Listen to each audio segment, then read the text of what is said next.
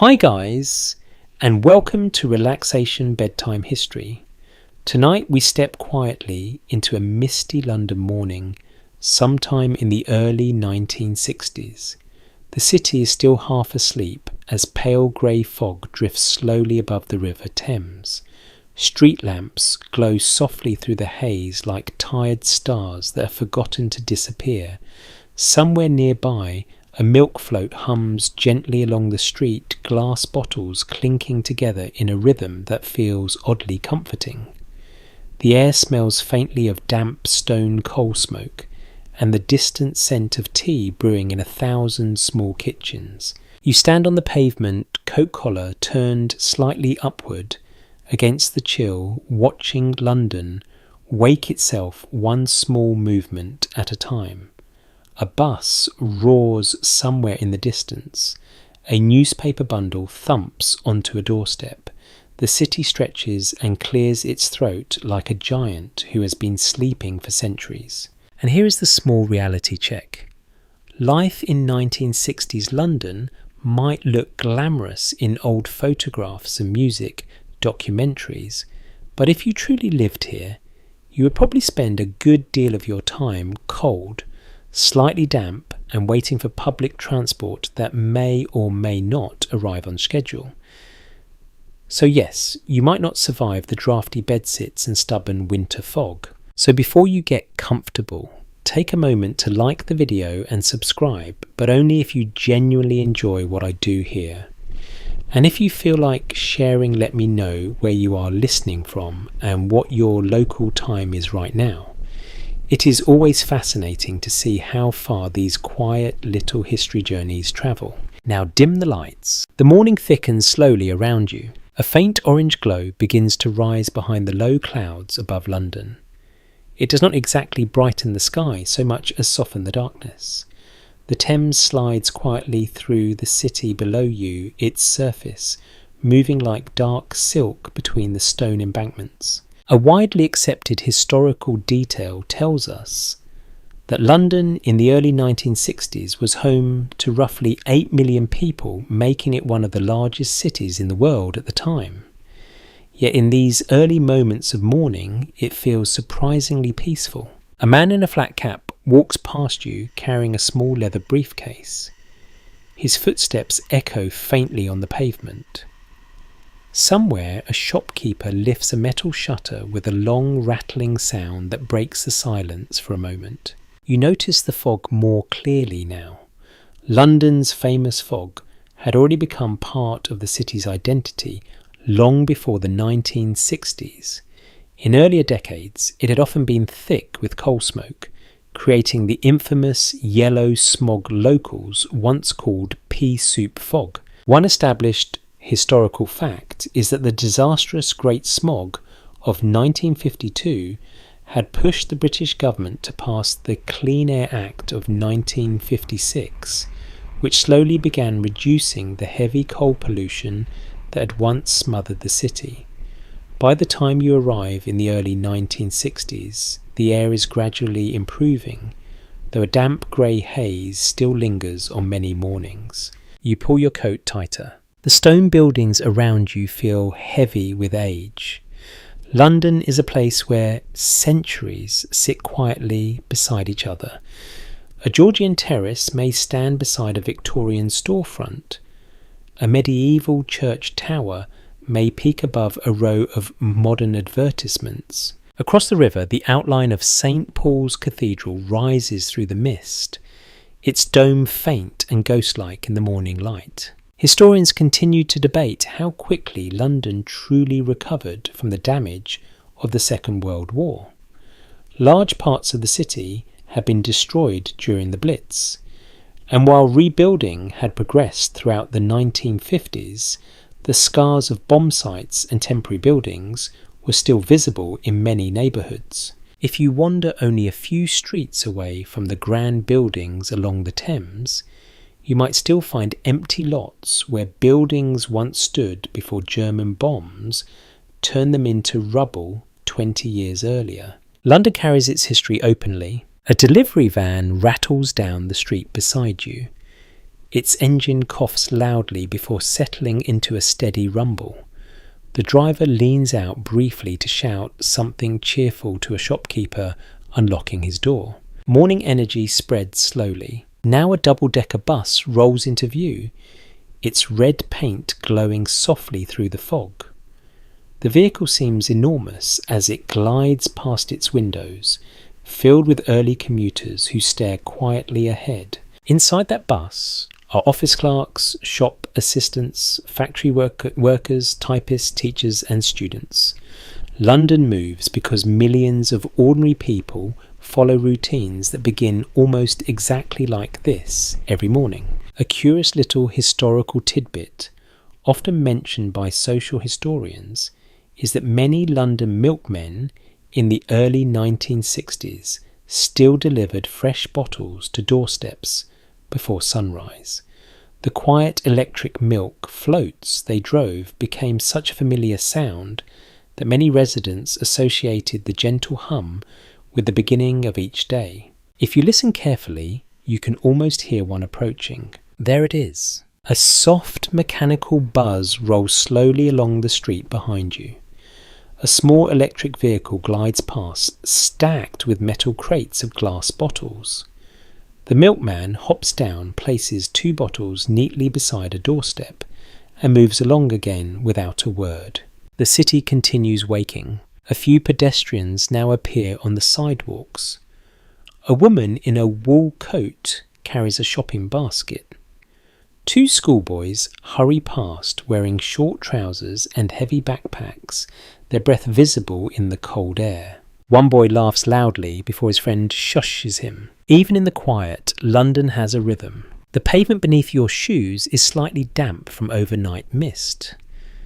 Somewhere nearby, a bakery door opens, releasing the warm smell of fresh bread into the chilly morning air. Your stomach notices immediately. Food in early 1960s, Britain still reflects the lingering habits of wartime austerity. Although rationing officially ended in 1954, many families continued simple routines built around tea, toast, eggs, and modest portions. Extravagance is not exactly the national style yet, but change is coming. Though the city looks calm now, the 1960s will slowly transform London into something energetic and colourful. Fashion, music, immigration politics, and youth culture will reshape the capital in ways that few people standing on this quiet street can yet imagine. Right now, however, the morning remains gentle. You begin walking along the embankment beside the river. The fog thins slightly, revealing more of the skyline. The bells of a nearby church ring softly. Their slow rhythm rolls across the rooftops and fades into the mist. A taxi drives past its headlights glowing like small lanterns. The driver barely glances at you. London feels both enormous and strangely intimate at the same time. Scholars still argue about when exactly the cultural transformation of the 1960s truly began in London. Some say it started with music and fashion around the middle of the decade. Others believe the social changes had already been quietly unfolding since the late 1950s. Standing here in the early morning haze, it is impossible to know which theory is correct. All you can see is the city beginning another ordinary day. The fog slowly lifts from the Thames. Behind you, doors open, radios switch on, kettles begin to whistle. London wakes, and somewhere not far from here, a narrow rented room is waiting for you to begin your new life in this vast and fascinating city. You eventually leave the quiet embankment behind and follow a narrow street that slopes gently between rows of tall brick houses. The fog has begun to thin now, though the morning still carries that familiar damp London chill that seems to slip through every layer of clothing. Your breath appears briefly in front of you with each step. The street feels older than almost anywhere else you have walked. Tall Victorian terraces line both sides, their soot-darkened bricks rising 4 stories high. Black iron railings guard small basement stairwells. Steps lead up to polished front doors painted in deep greens and reds that have faded slightly with age. Some houses still belong to single families, but many have quietly changed purpose. You stop outside one of them. A small handwritten sign in the window reads simply "Rooms to Let." Inside this building, you will discover one of the most common living arrangements for young people in London during the early 1960s, the bedsit. The front door creaks softly as you push it open. A narrow hallway greets you, dimly lit by a small bulb hanging from the ceiling. The smell inside is a mixture of furniture polish, old carpet, and the faint lingering scent of yesterday's cooking. Somewhere upstairs, a floorboard creaks as someone walks across the room above. A well-established historical observation is that bedsits became extremely common in London after the Second World War. Large Victorian homes were often divided into smaller, rented rooms to meet the growing demand for housing in the crowded city. You climb the stairs carefully. The steps are worn smooth in the middle from decades of footsteps. Each one produces a gentle creak that echoes through the stairwell. At the top of the second landing, you find your door. Inside the room, your entire living space fits into a single modest area. There is a narrow bed pushed against one wall, a small wooden wardrobe that leans slightly to the left, and a compact table with two mismatched chairs. A tiny electric heater sits beside the bed, though it looks more hopeful than powerful. A small sink stands in one corner. Running water inside the room feels almost luxurious compared to some of the cheaper accommodations in the city. The bathroom, however, is shared down the hall with several other tenants. You place your small suitcase on the bed and look around. This room is not exactly spacious.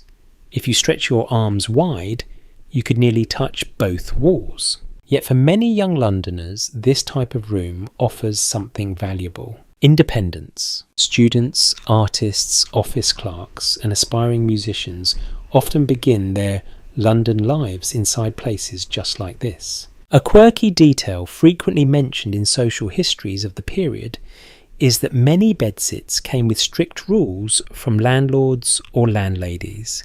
Some tenants were not allowed visitors after certain hours. Others were forbidden from cooking full meals inside their rooms. And heaven help you if you accidentally burn toast. Some landlords were known to patrol the hallways like quiet guardians of order, listening for suspicious noises behind closed doors. You sit on the edge of the bed for a moment. The mattress squeaks slightly beneath your weight. Outside the window, the street is becoming busier. A red bus rumbles past at the corner.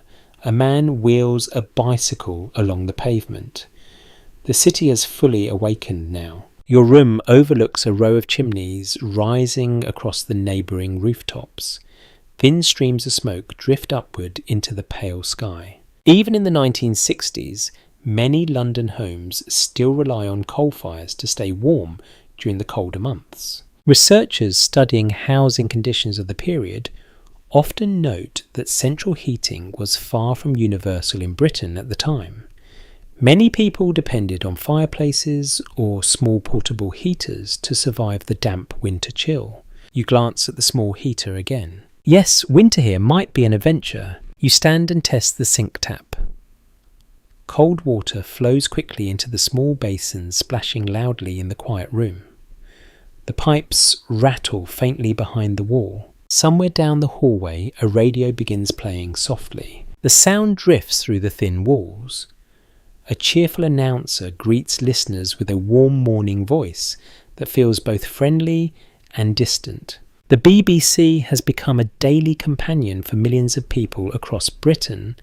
Radios fill homes with news music and weather forecasts that shape the rhythm of everyday life. A common historical fact is that by the early 1960s, most British households owned at least one radio set, and many people began their mornings listening to familiar BBC programmes while preparing breakfast. You lean against the windowsill and look outside again. The street now feels lively. Two women stand outside a corner shop chatting while holding shopping bags.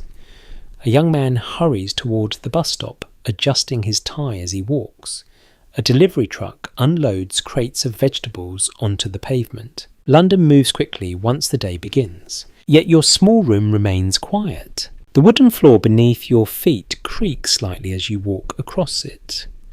The wallpaper shows faint patterns of flowers that may have been fashionable 20 years earlier. You open the wardrobe. Inside hang only a few empty wooden hangers that knock gently together as you move them. This room may be simple, but it holds a certain promise. Many young people who arrive in London during this decade begin with very little. A small room, a modest job, and a wide city waiting outside. What happens next depends entirely on what you decide to do with the opportunity. Scholars continue to discuss how bedsit culture influenced the social life of young Londoners during the 1960s. Some historians argue that these small private rooms allowed young adults to live independently earlier than previous generations. Others suggest that the cramped conditions created loneliness and isolation for many tenants. Perhaps the truth sits somewhere in between. For now, however, you simply have a place to sleep. You sit again on the bed and listen to the sounds of the building. Someone walks down the hallway carrying what sounds like a kettle. A door closes quietly. Water runs briefly through the pipes. Life inside the house has begun. Outside, a bus bell rings as passengers climb aboard. Your new London routine is about to start as well. Soon you will step back onto the busy pavement, find breakfast somewhere nearby, and join the millions of people moving through this enormous city. But for a moment longer, you remain inside the small quiet room, watching the grey morning light stretch slowly across the wooden floor. Your London life begins here, in a single bedsit above a noisy street, in a city that is just beginning one of the most fascinating decades in its long history. The quiet of your small room lasts only a little while. Soon, the faint music from the hallway radio grows clearer, and somewhere below you hear the front door open and close several times as the house begins its daily routine. London mornings do not linger for long. People have places to be, buses to catch, and tea to brew. Your stomach gently reminds you that you have not eaten yet, so you step back into the hallway, carefully locking your door behind you. The corridor smells faintly of toast and something slightly burned, which in this house probably means someone downstairs has pushed the limits of the small shared kitchen again. You follow the scent. The kitchen sits at the back of the building on the ground floor. It is not large. A small stove rests against the wall beside a sink full of drying dishes. A narrow wooden table stands in the centre, with 3 mismatched chairs pushed unevenly beneath it. A kettle already hums quietly on the stove. A young woman stands beside it, spreading butter onto 2 slices of toast. She glances up briefly as you enter, gives a polite morning nod, and returns to her breakfast with the focused determination of someone who has exactly 10 minutes before work. Morning meals in Britain during the early 1960s often follow a very predictable rhythm. One widely accepted historical fact is that tea remained the centrepiece of daily life across the country. The average Briton at the time drank several cups each day, sometimes as many as 5 or 6 from early morning until late evening. You pour water into the kettle and wait. Soon the familiar whistle rises sharp but comforting. The woman finishes her toast, grabs her handbag and leaves with a quick goodbye. Her footsteps fade down the hallway, and a moment later the front door closes again. You are alone in the kitchen. You find a small tin of tea beside the stove and measure a spoonful into a simple ceramic teapot. The smell rises immediately warm and earthy. While the tea steeps, you toast 2 slices of bread.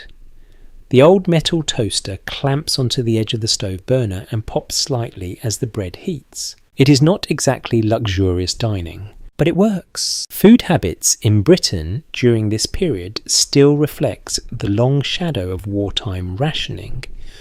Although rationing officially ended in the mid-1950s, many families continue to favour simple meals out of habit and practicality. Butter, jam, eggs and toast remain common morning choices. You sit at the small kitchen table with your tea. Steam curls upward from the cup as you hold it between your hands. The warmth spreads slowly through your fingers. Outside the window, the street feels much busier now. A line of people waits at the bus stop. Shop doors open along the pavement. The sound of engines and footsteps blends into a steady urban rhythm. You take a bite of toast. The simple crunch feels oddly satisfying. A curious little cultural detail from this era often surprises modern listeners. In many British homes during the early 1960s, breakfast was eaten while listening to the radio rather than watching television. Radios sat proudly on kitchen counters and living room shelves. Their voices filled homes with news weather reports and cheerful announcers who sounded like trusted companions. Just then, the hallway radio grows louder again. The announcer reads the morning headlines in a calm, measured tone. International politics, economic news, and a brief update on the weather across southern England. The BBC voice sounds steady and reassuring. For many listeners, in this period, the BBC represented a reliable national institution. Broadcasting standards were famously formal. Presenters spoke clearly, carefully, and without the casual slang that later generations would embrace. Some scholars have suggested that this polished broadcast style helped shape the cultural identity of Britain during the mid-20th century. Others believe it simply reflected the social traditions of an older generation who valued order and clarity in public speech. Either way, the familiar voices became part of daily routine. You pour another cup of tea. The kitchen door creaks open again. This time an older man steps inside carrying a folded newspaper beneath his arm. He nods politely and begins preparing his own breakfast with practiced efficiency. The newspaper headline catches your eye for a moment. Britain in the early 1960s stands at an interesting crossroads. The country is slowly moving beyond the austerity of the post-war years, yet many traditional habits remain firmly in place. Young people are beginning to push against those traditions, though the full cultural explosion of the decade has not quite arrived yet. Historians still debate when the famous transformation known as Swinging London truly began. Some argue it emerged suddenly around the middle of the decade with fashion music and youth culture. Others suggest the groundwork had been quietly forming during these earlier years. As you sip your tea, London feels calm and familiar. The older man opens his newspaper and begins reading silently. The pages rustle softly in the quiet kitchen. Outside, the sound of a bus stopping echoes down the street. Its doors hiss open and close before the engine pulls away again. You finish the last of your toast. The tea warms your stomach as the morning settles fully into place. Soon you will step outside into the crowd of commuters and find your way through the city. Offices are opening. Shops are preparing for customers. The underground trains are already carrying thousands of people beneath the streets. But for a few peaceful minutes longer, you remain seated at the kitchen table, listening to the radio and the distant hum of London beginning its day. The kettle clicks softly as it cools on the stove. A new routine is forming around you. Breakfast tea news footsteps in the hallway, the small rituals that quietly shape life in a city of millions. And beyond the front door, the enormous living machine of 1960s London is already moving forward, waiting for you to step into it. You step out of the front door and the cool London air greets you again. The street that felt quiet earlier now moves with steady purpose. People pass each other with quick nods and determined footsteps, coats buttoned against the lingering morning chill. The bus stop down the road already holds a small crowd. A red double-decker idles beside the curb, its engine rumbling patiently while passengers climb aboard. But today you decide to try something else. You follow the flow of commuters toward the underground station at the corner. A simple red and blue roundel sign marks the entrance, the word underground printed clearly across its centre. You descend the stone steps. The air changes immediately. Above ground, London smells of damp pavement and bakery bread. Down here, the air carries a mixture of warm metal brake dust and the faint scent of electricity that lingers around train tracks. The tiled corridor stretches ahead of you beneath bright fluorescent lights. Footsteps echo against the walls as commuters move in both directions. A widely recognised detail of London life is that the underground forms the backbone of the city's daily transportation. By the early 1960s, millions of passengers relied on the tube every day to travel across the sprawling capital. Many of the lines had already been operating for decades. The London Underground itself had begun in 1863, making it the oldest underground railway system in the world. By your time in the city, it had grown into a vast network connecting neighbourhoods from the outer suburbs to the crowded city centre. You approach the ticket window. Behind the glass, a station clerk sits beside a rack of small paper tickets. His movements are efficient and practised, coins slide across the counter. Tickets snap quickly from a dispenser. You purchase yours and pass through the metal gate. The escalator waits ahead. It stretches downward at a steep angle, carrying a steady line of passengers deep beneath the city. People stand politely on the right side, while those in a hurry walk down the left, a quiet rule that most Londoners follow without thinking. As the escalator carries you downward, advertisements line the walls beside you. Posters promote theatre shows, soap products, cigarettes and holidays by the seaside. The colours feel cheerful against the otherwise grey surroundings. Some advertisements promise modern convenience and excitement, reflecting a society that is slowly moving beyond the hardships of the post-war years. Researchers examining advertising from this period often point out how the early 1960s balanced old traditions with hints of a more modern lifestyle that would fully emerge later in the decade. At the bottom of the escalator, the platform opens before you. The ceiling arches overhead in smooth white tiles. The tracks stretch into dark tunnels at either end of the station. People wait quietly along the platform edge. Most hold newspapers or small briefcases. Some glance occasionally toward the tunnel, listening for the distant rumble that signals an approaching train. A curious everyday habit, often mentioned in descriptions of the tube, is the unwritten rule of polite silence.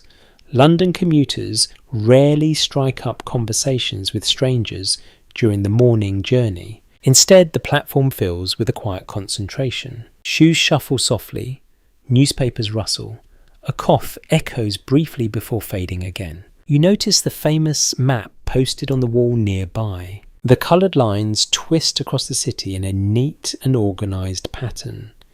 Each route appears simple on the map, though the real geography of London above ground is far more complicated. The map itself had been redesigned in the 1930s by engineer Harry Beck, whose simplified diagram helped passengers understand the growing network more easily. Today, the design feels so natural that most riders hardly think about it. The train arrives suddenly. A powerful wind rushes through the tunnel first, followed by the screech of metal wheels against the rails.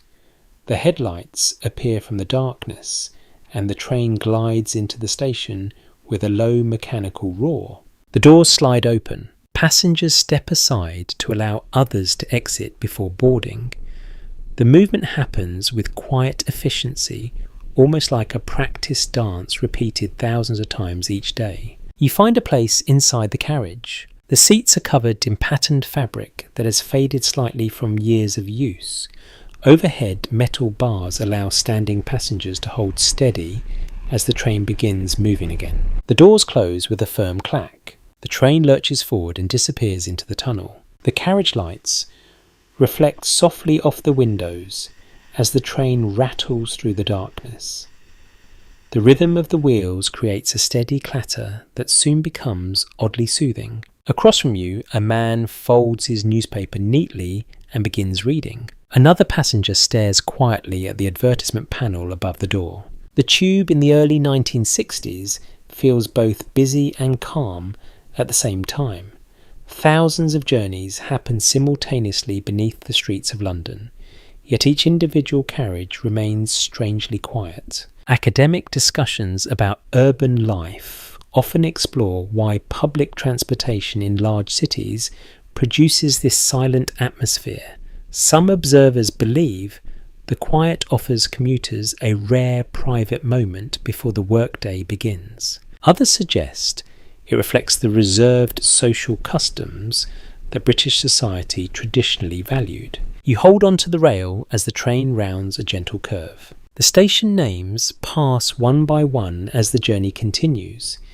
Each stop briefly fills with new passengers before the doors close again and the train dives back into the tunnels. Above you, London continues its busy morning. Buses roll through traffic. Shopkeepers sweep their doorways.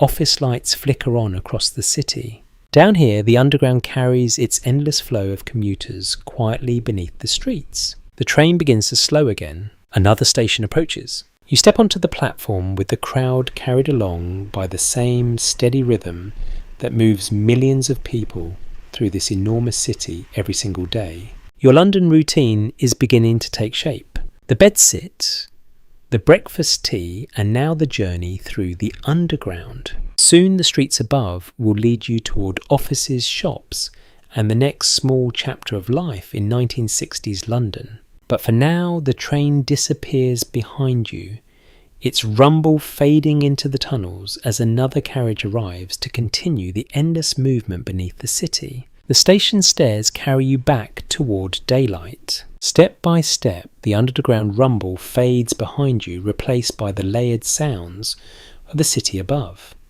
A horn honks somewhere in the distance. Shoes tap quickly across pavement. The faint echo of a shop doorbell rings as someone enters a bakery. When you emerge onto the street, the light feels brighter than before, though London's sky still wears its familiar pale grey colour. Traffic fills the road now. Red double-decker buses move steadily through the streets like slow-rolling buildings. Their upper windows catch the morning light as they pass, carrying rows of passengers who gaze quietly down at the sidewalks below. One well-documented aspect of London life during the 1960s is the central role played by these buses. Operated by London Transport, the red double-decker had already become one of the most recognisable symbols of the city. By the middle of the decade, thousands of these buses travelled through London every day, linking neighbourhoods that the underground did not reach. You approach the curb just as one pulls up beside the stop. The bus exhales with a soft hiss as the doors open. Passengers step off first, descending the stairs carefully. Then the waiting line begins to board. You climb aboard with them and drop a few coins into the fare box beside the driver. Inside the bus, the air carries a mix of wool coats, engine oil, and the faint sweetness of cigarette smoke clinging to people's clothing. You move toward the stairs. Riding on the upper deck always feels slightly more adventurous, and the view from above offers a better glimpse of the city. The narrow staircase curves upward, and you follow it to the top. The seats here sit in two neat rows beside large windows. You choose one near the front. From this height, the street stretches ahead like a slow-moving river of vehicles and pedestrians. London traffic in the early 1960s feels busy but not yet overwhelming. Cars move steadily through intersections while cyclists weave between them with quiet confidence. A commonly accepted historical observation is that private car ownership in Britain began increasing rapidly during this decade. As more families purchased vehicles, London's streets gradually became more crowded than in earlier years. Still, compared to modern cities, the pace remains almost relaxed. Your bus pulls away from the stop. The engine hums beneath the floor as the vehicle glides forward. You pass rows of shops whose windows display carefully arranged goods. Tailors, chemists, bakeries, and bookshops line the street. A butcher shop stands on one corner. Large cuts of meat hang behind the glass window, while a chalkboard sign advertises today's prices. Next door, a greengrocer stacks apples and cabbages in neat pyramids outside the entrance. You watch pedestrians crossing the street below. Some men wear dark suits and narrow ties, their polished shoes tapping briskly against the pavement. Women carry handbags and shopping baskets while carefully stepping around puddles left from the morning mist. An amusing detail sometimes mentioned in accounts of this period concerns the role of the bus conductor. Many London buses in the early 1960s still carried 2 staff members. The driver controlled the vehicle, while a conductor walked through the aisle collecting fares and issuing tickets. Just then the conductor climbs the stairs. He wears a neat uniform and carries a small metal ticket machine strapped to his belt.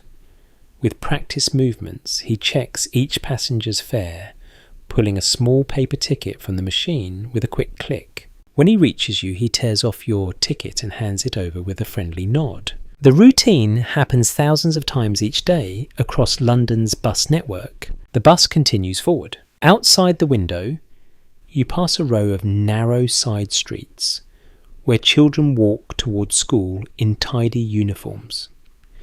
A delivery truck unloads wooden crates behind a cafe. A newspaper vendor stands beside a small kiosk calling out the morning headlines.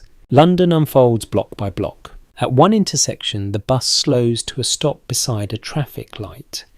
A policeman stands nearby directing vehicles with calm hand gestures. Policing traffic in busy London streets was once a very visible role. Officers often managed intersections manually before automated systems became widespread. The light changes and your bus moves again. As you ride through the city, you begin to notice the layers of history surrounding you. Victorian brick buildings stand beside modern storefronts.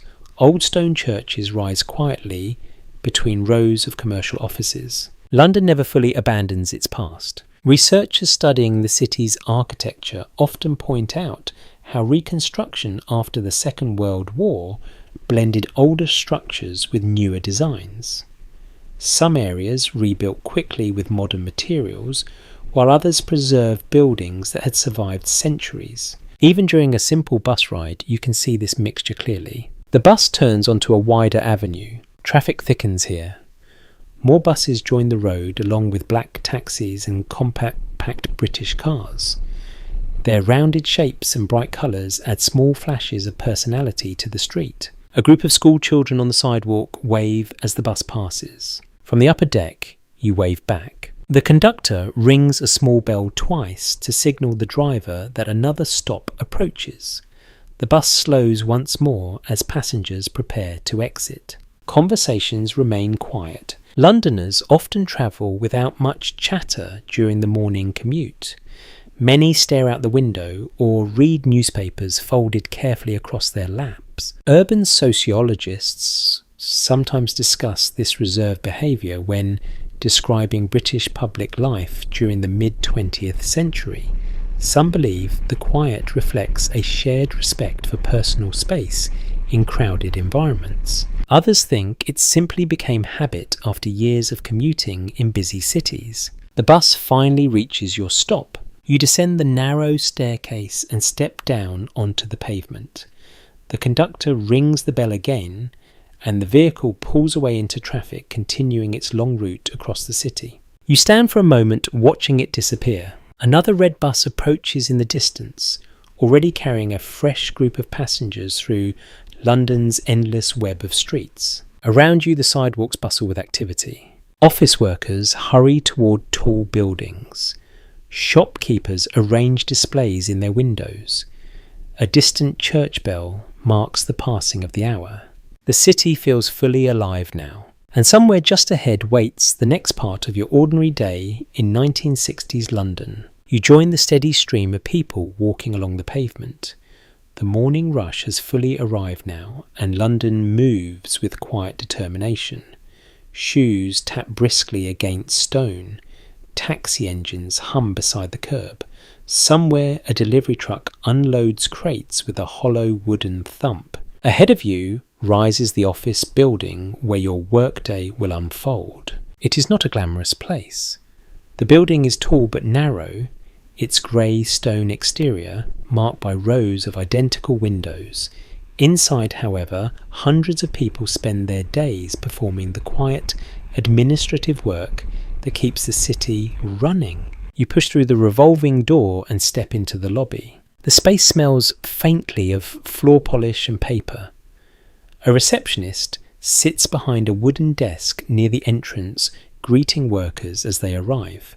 Behind her, a large clock ticks steadily above a rack of mail slots. Several people wait for the lift. You join them. When the elevator doors open, everyone steps inside with polite efficiency. No one speaks. The lift operator slides the gate closed and guides the carriage upward with practiced control. The numbers above the door climb slowly. 3, 4, 5. At your floor, the gate slides open again and you step into a corridor lined with office doors. Fluorescent lights hum quietly overhead. Inside your office room, the day is already beginning. Rows of desks stretch across the floor, each one neatly arranged with paper files, pens and heavy black telephones. Large windows allow grey daylight to spill across the room. Several workers have already taken their seats. The first sound you notice is the steady clatter of typewriters, a widely recognised detail of office life in the early 1960s. Is the central role played by these machines. Before computers existed in everyday workplaces, nearly all written communication depended on typewriters operated by skilled typists. Their keys strike the paper in a constant rhythm that fills the room with mechanical energy. You sit at your desk and arrange the stack of documents waiting for you. Your own typewriter rests at the centre of the desk. The metal frame feels sturdy beneath your fingers. A fresh sheet of paper slides neatly into the roller as you prepare to begin. Soon your hands join the chorus. Click, clack, click. The room fills with dozens of machines, producing slightly different rhythms. Together they create a strange sort of office music. Beside you, a co-worker flips through a thick folder of reports. Across the room, another employee answers a telephone, speaking politely into the receiver while jotting notes on a small pad. A well-documented element of office culture in Britain during this period is the formal structure that often shaped workplace relationships.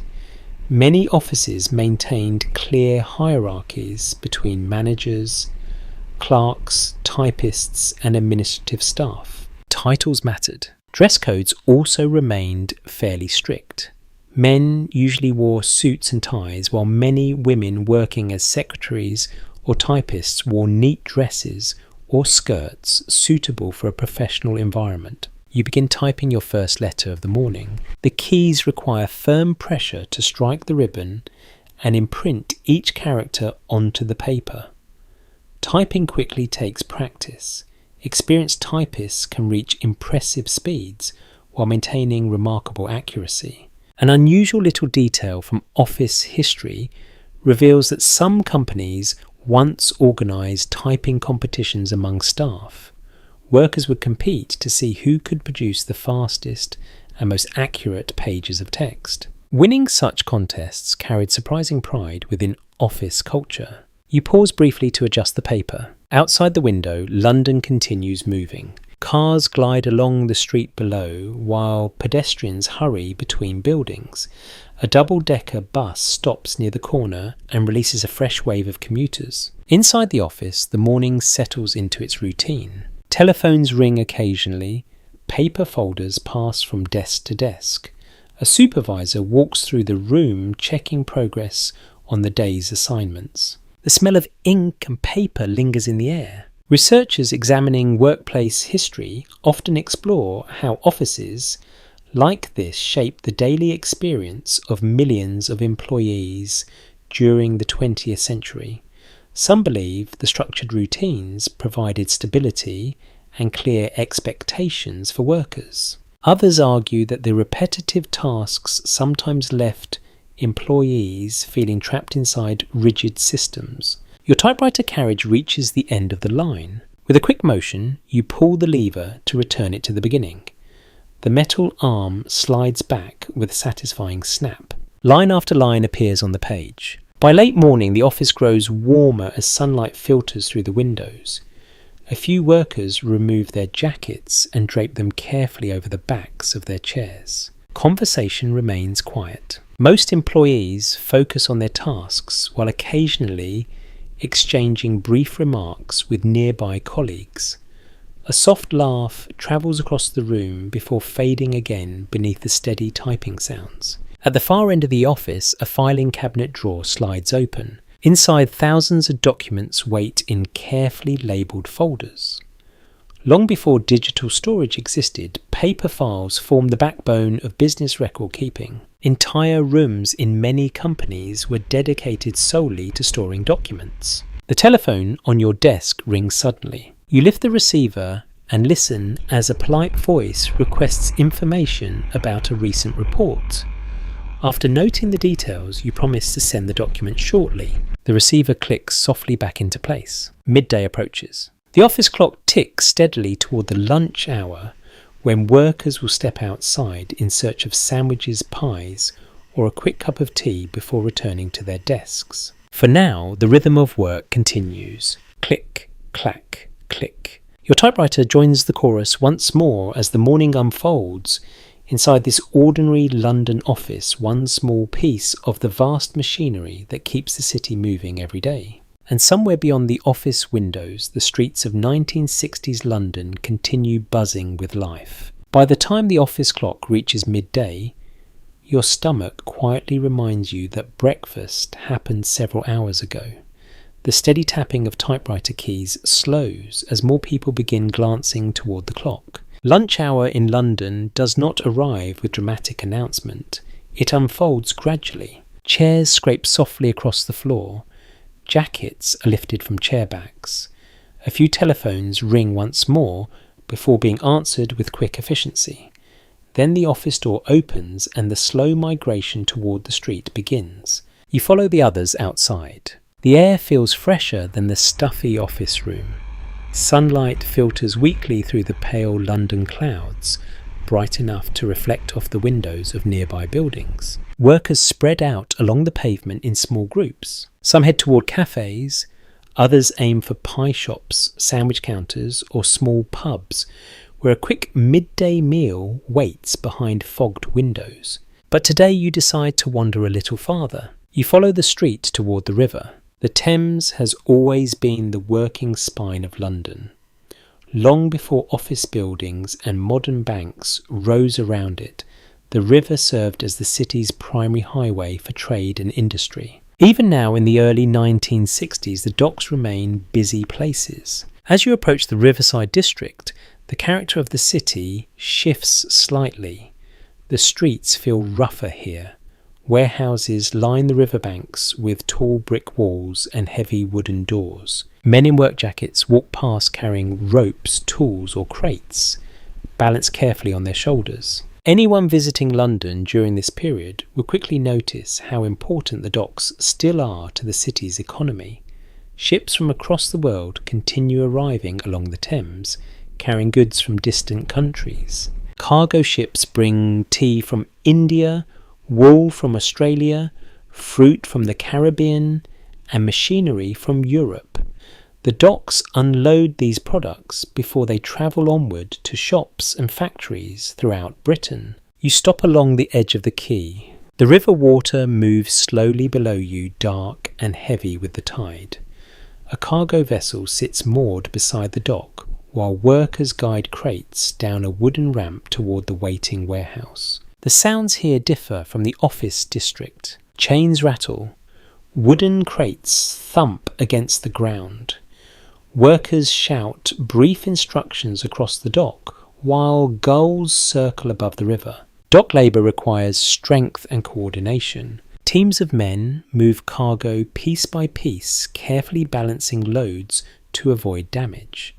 Forklifts exist by this time, but much of the work still relies on physical effort and practiced teamwork. Watching the activity, you begin to understand how the quiet offices farther inland depend on this constant movement of goods. An interesting everyday detail about dock work during this era involves the system used to hire labourers. Many dock workers were employed through a practice known as the dock labour scheme, where workers gathered each morning hoping to be selected for that day's work. It created a strange mix of stability and uncertainty. Some men worked regularly while others waited patiently for opportunities that might or might not appear. Several workers now pause along the dock to eat their lunch. One man unwraps a sandwich from brown paper. Another drinks tea from a metal flask while sitting on a stack of wooden crates. Their conversation carries across the open space in relaxed bursts of laughter. The rhythm of their day feels different from the quiet order of your office. Here the work moves with the tides, the arrival of ships and the weather along the river. Across the dock, a crane slowly lifts a crate high into the air. The machinery groans slightly as the cargo swings toward the warehouse. Looking around, it is difficult to imagine that this long established system will soon begin to change. Researchers who study London's economic history often point out that the city's traditional docklands faced enormous transformation during the later decades of the 20th century. New container shipping methods would eventually make many of these older docks inefficient for modern trade. But in the early 1960s, those changes have not fully arrived yet. The docks still function much as they have for generations. You lean against the railing and watch the river traffic. A tugboat chugs slowly past, guiding a larger vessel through the busy waterway. The smell of salt water mixes with engine smoke drifting from the ship funnels. Further down the quay, a group of workers load sacks of grain onto a flatbed truck. Their movements follow a steady rhythm that suggests long practice. Some observers later wondered whether the traditional dock culture of London could have survived longer if modernisation had arrived more gradually. Others believe the old system was already struggling to compete with faster global shipping networks. Standing here in the early 1960s, however, the dock still feels strong and alive. A bell rings somewhere along the quay, signalling the start of another loading cycle. Workers stand, stretch their shoulders and return to their tasks. The brief lunch break ends quickly when cargo waits to be moved. You check the time. Soon, you will need to return towards the office district where typewriters and paperwork await the rest of the afternoon. But for a moment longer, you remain beside the river watching the ships and cranes that quietly support the entire city. The Thames continues flowing past the docks just as it has for centuries. Above the water, gulls glide through the cool air while workers guide another crate toward the warehouse door. London's working heart beats steadily along this riverbank, and as the afternoon approaches, the city prepares to resume its endless rhythm of labour movement and quiet daily routine. You leave the river behind and begin walking back toward the busier streets, where the office buildings rise in neat rows. The air carries the faint smell of warm bread, fried onions, and something savoury that immediately reminds you it is lunchtime across the city. People spill out onto the pavements from offices and workshops alike. Clerks in tidy suits walk beside mechanics still wearing grease-marked jackets. Typists from nearby buildings move in small groups, chatting softly while deciding where to eat. The lunch hour creates a brief moment when every part of London seems to mix together. You follow the scent of food toward a small row of shops. One place in particular catches your attention. Its window displays hand-painted letters that simply read "Hot Pies and Tea." The glass has fogged slightly from the warmth inside.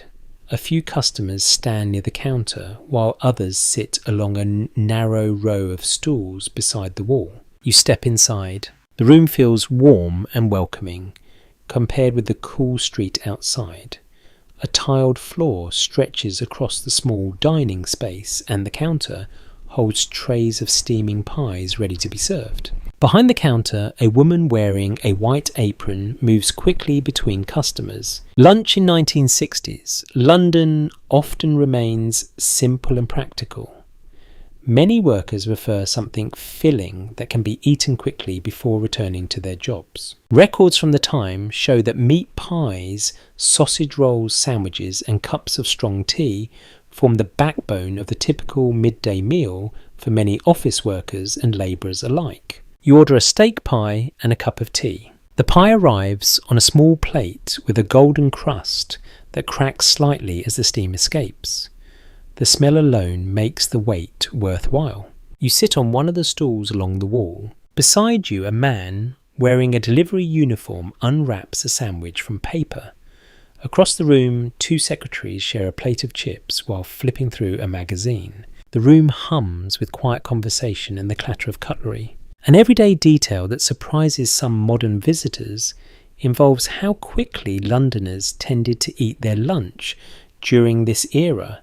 Many workers had only 30 or 40 minutes before needing to return to their desks or workshops. As a result, meals often moved at a brisk pace. You break the crust of your pie with a fork. The rich gravy inside releases a wave of warmth that fills the small shop with an inviting aroma. Outside the window, you can see pedestrians continuing their lunch hour routines, moving from shop to shop before returning to work. A man pushes open the door and steps inside, carrying a newspaper beneath his arm. He scans the room, orders a sausage roll, and takes the empty seat beside you. Soon, he begins reading the afternoon headlines while eating quietly. Food shops like this form an important part of the city's everyday rhythm. Small pie counters, sandwich bars, and tea rooms appear on nearly every busy street in central London.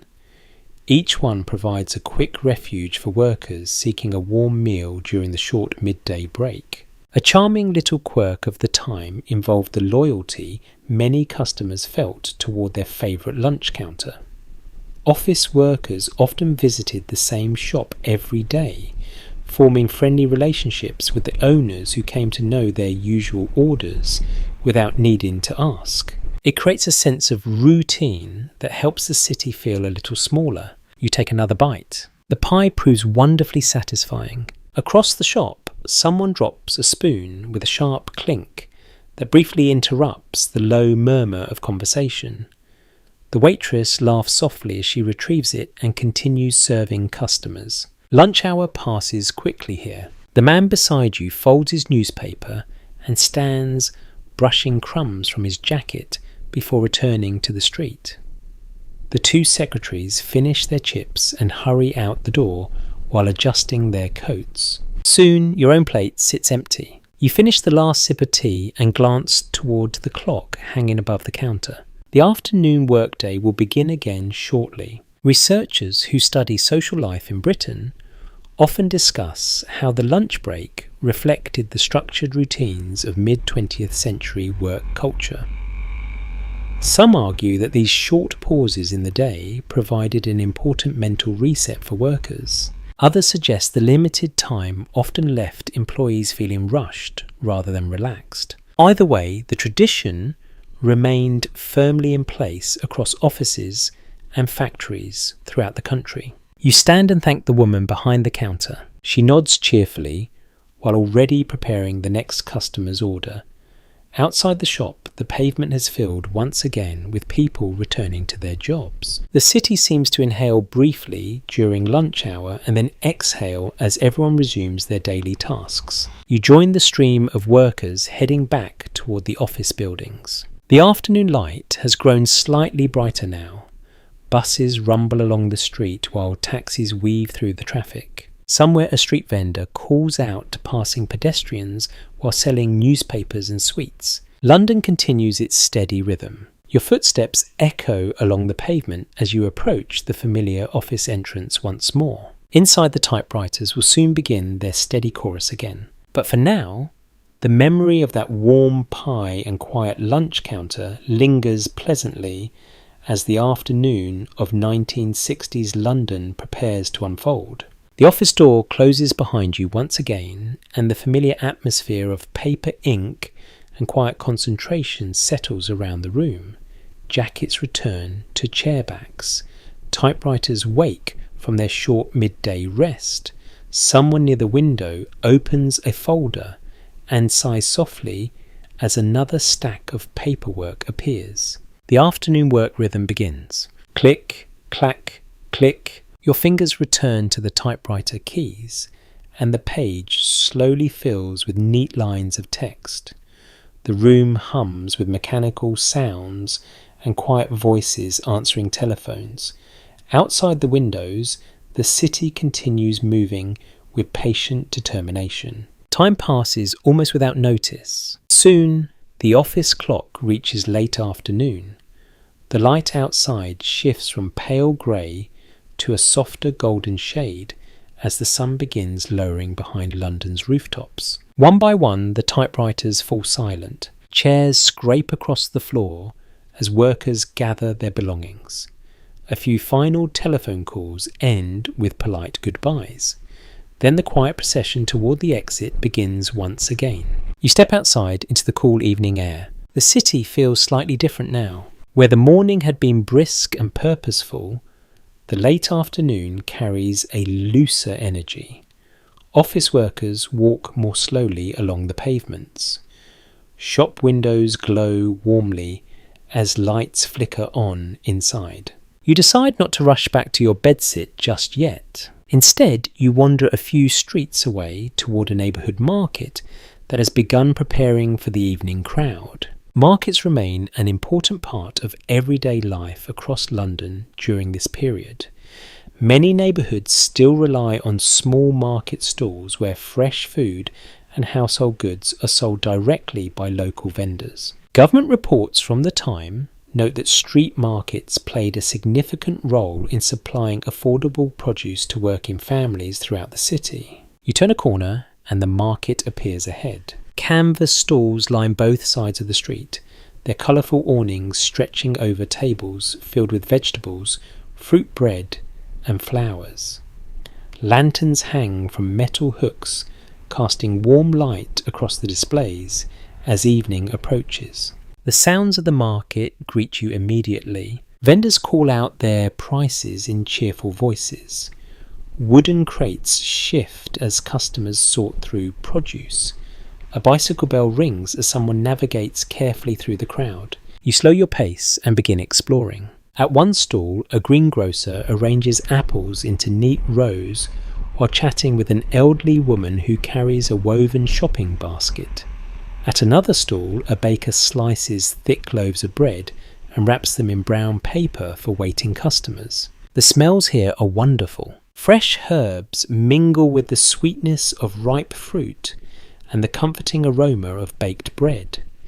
Somewhere nearby, someone roasts chestnuts over a small charcoal fire, sending a faint smoky scent drifting through the air. An interesting social detail from this era involves how closely many London neighbourhoods were tied to their local markets. Families often visited the same vendors week after week, building friendly relationships that lasted for years. The greengrocer might remember exactly which apples a customer preferred. The baker might set aside a favourite loaf before the morning rush. It created a small sense of community within the enormous city. You pause beside a flower stall. Buckets of bright tulips and daffodils sit arranged beneath the lantern light. The vendor trims stems carefully while speaking to a young couple selecting a small bouquet. Across the street, a fishmonger displays his catch on a bed of crushed ice. Silver scales glimmer beneath the lantern glow while the vendor expertly wraps purchases in layers of newspaper. Moments like this reveal the quieter side of London life that often hides behind the city's busy reputation. Researchers who examine urban culture often reflect on how neighbourhood markets helped maintain personal connections within large cities. Some believe these shared spaces strengthened local communities by bringing residents together regularly. Others suggest the growth of large supermarkets later in the century gradually weakened these smaller social networks. For now, however, the market feels lively and welcoming. You continue walking slowly through the stalls. A young boy helps his father stack boxes of oranges while trying to keep them from rolling onto the pavement. Nearby, a woman tastes a slice of cheese offered by a smiling vendor who proudly explains its origin. The lanterns flicker gently as evening deepens. Above the market, rooftops, the sky begins fading toward twilight. The busy daytime traffic has softened slightly, though buses still rumble along nearby streets carrying passengers home. You purchase a small bag of apples from one stall. The vendor weighs them carefully before handing them over with a friendly smile.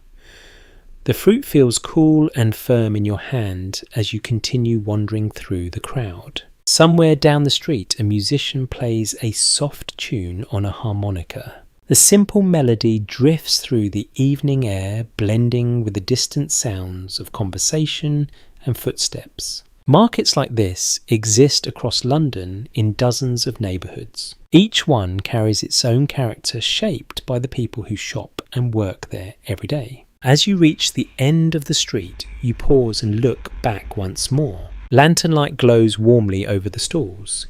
Vendors continue calling out their prices while customers make their final purchases before heading home. The market slowly prepares to close. You turn toward the quieter streets leading back to your bedsit. The apples rustle softly inside their paper bag as you walk. Another ordinary day in 1960s, London moves gently toward evening, and somewhere ahead, the next small chapter of the city's nightly life is waiting to unfold. You continue along the quieter streets as the evening air grows cooler. The lantern glow of the market fades behind you while London gradually shifts into its evening rhythm. Shop lights shine through windows. Bus engines rumble steadily along the main roads. Somewhere nearby, a radio plays faint music from inside an open window.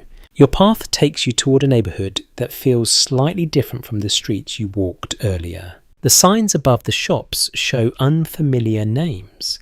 The smells drifting from doorways carry spices that are richer and warmer than the typical scent of tea and bread that fills most London streets. A small restaurant window releases the aroma of curry simmering slowly on a stove. You pause for a moment. By the early 1960s, London had begun to change in ways that many long-time residents were only beginning to notice. People from across the British Commonwealth were arriving in the city in growing numbers, bringing their language, traditions and food with them. Anyone living in London during this period would soon become aware that new communities were forming in neighbourhoods throughout the capital. You walk slowly down the street observing the lively scene. Outside a small grocery shop, crates of fruit sit stacked beside bags of rice and spices. A man stands behind the counter, speaking with two customers in warm conversation. Nearby, a barber shop glows brightly through its window while the steady buzz of clippers hums inside. These small businesses represent the early stages of a transformation that will shape London for generations. Government immigration policies after the Second World War had allowed citizens from Commonwealth countries such as Jamaica, India, Pakistan and Trinidad to move to Britain in search of work and opportunity. Many arrived in London. Factories, hospitals, public transport services and construction projects all needed workers during the rebuilding years after the war.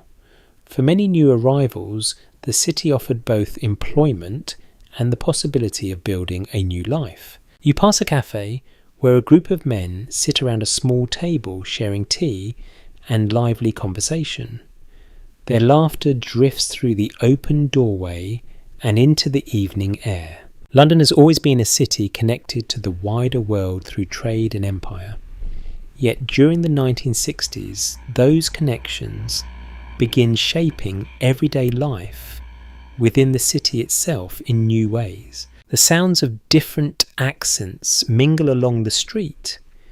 Music playing from a nearby shop carries a rhythm that feels unfamiliar but inviting. An older resident walking past glances at the storefronts with curiosity before continuing on his way. A small everyday habit that sometimes appeared in these early immigrant neighbourhoods involved community gathering spaces. Many newcomers created social clubs, cafés and barbershops that became important meeting points where people could speak their native languages and share news from home. These spaces offered comfort during the sometimes difficult process of settling into a new country. You continue walking until the street opens into a small square. Children play near a lamppost while their parents sit on nearby benches chatting quietly. A bicycle leans against a railing beside a newspaper stand where the evening editions are stacked neatly. Life here feels vibrant and hopeful, but the experience is not always simple. Some newcomers find welcoming neighbourhoods and steady work. Others face suspicion or discrimination from people who feel uneasy about the changes happening in their city. Experts who study this period continue discussing how Londoners responded to these early waves of migration. Some historians suggest the city adapted more quickly than many expected, gradually absorbing new cultures into everyday life. Other researchers believe the process was far more complicated, shaped by tensions and misunderstandings that would take many years to resolve. Standing in the square, you sense both possibilities at once. A young boy runs past, chasing a ball, while his mother calls out gently for him to slow down. Two shopkeepers stand beside their doorway, discussing the day's business while adjusting a stack of fruit crates. Across the street, a record player inside a cafe begins playing a lively tune. The music floats through the open door and into the evening air. You realise that London is becoming something new during these years, not through sudden dramatic changes, but through the quiet addition of thousands of individual stories. Each shop, each cafe, each family brings another thread into the city's fabric. The street lamps flicker on above you as the daylight fades further. Their warm yellow glow spreads across the pavement while pedestrians continue their evening routines. Some carry shopping bags home for dinner. Others stroll slowly through the square, enjoying the cool evening air. You decide it is time to continue toward your bedsit. The route back takes you through a mixture of familiar streets and newly discovered corners of the city. Everywhere you walk, London reveals small signs of its ongoing transformation. A bus passes, carrying passengers toward distant neighbourhoods. A restaurant door opens briefly, releasing the smell of spiced stew before closing again. Behind you, the small square continues buzzing with life. Children laugh. Music drifts through the air. Conversations blend together beneath the soft glow of the streetlights. The city feels both old and new at the same time.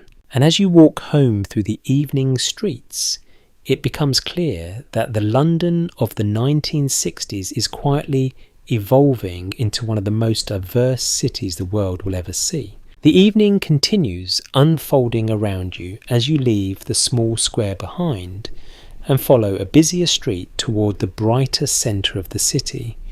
Traffic hums steadily in both directions. Shop windows glow beneath rows of street lamps, and people move along the pavements with a mixture of purpose and curiosity. Something in the air feels slightly different now. The calm routines of offices and markets are giving way to the lively atmosphere that London is becoming famous for during this decade. A group of young people walk past you laughing loudly, their clothing noticeably more colourful than the tidy suits and dresses worn by the daytime crowds. One young man wears a narrow jacket with bold stripes. Another sports a haircut that looks carefully sculpted rather than simply trimmed. If you had visited London only a few years earlier, this sort of fashion might have seemed unusual. Yet, by the middle years of the 1960s, the city begins developing a reputation that will soon echo around the world. People living in London during this time are beginning to notice the rise of a new youth culture. Music, fashion, photography and art are combining in ways that give the city a fresh creative energy. The newspapers will soon start calling it Swinging London. You turn down a side street where several small clubs and cafés sit close together. A line of people waits outside one doorway where a band is preparing to perform later in the evening. Posters pasted beside the entrance advertise upcoming concerts, theatre shows and art exhibitions. The energy feels youthful and curious. Many of the people waiting outside appear to be in their 20s. Some wear bright dresses and narrow trousers that feel quite different from the conservative clothing of earlier generations. Observers of the time often pointed out that young people during the 1960s possessed more spending money and personal freedom than many of their parents had enjoyed after the war. This growing independence helped fuel the cultural experimentation happening across London. You continue walking slowly past the club entrance. A record shop stands a few doors down. Inside, rows of vinyl albums line the walls while a turntable near the counter plays a lively guitar melody. Two teenagers lean over a stack of records debating which one to buy. A charming little habit from this era involved how seriously music fans treated their record collections.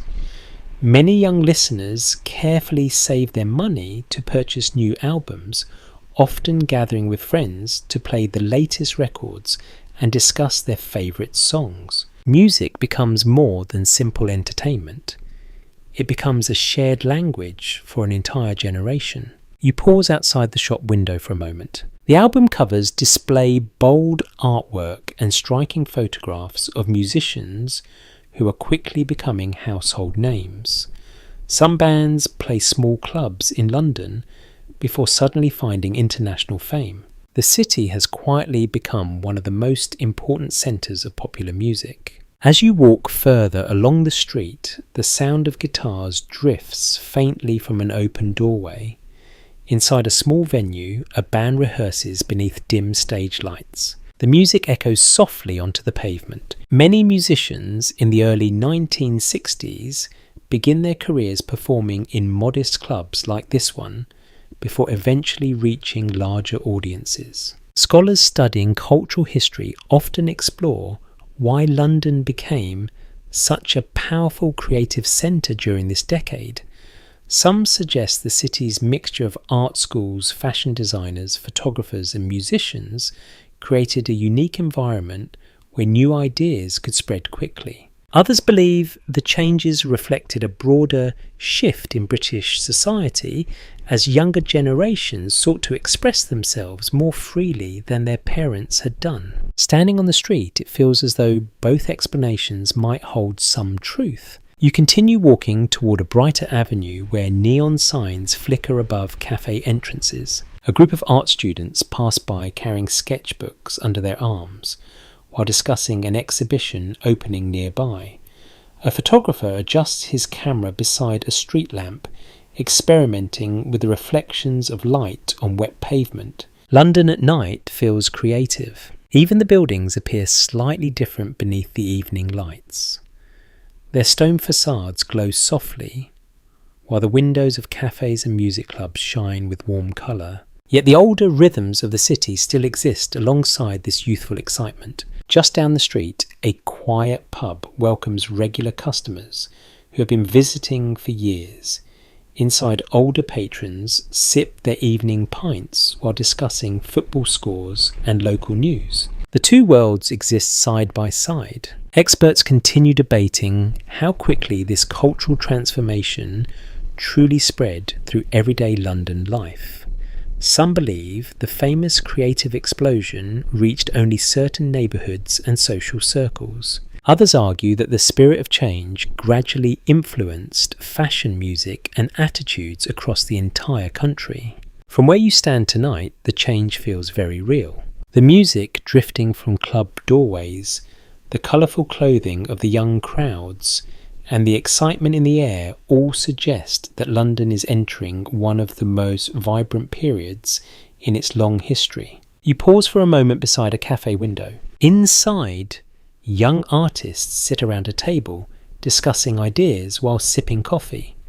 Their conversation blends with the distant rhythm of music coming from the nearby club.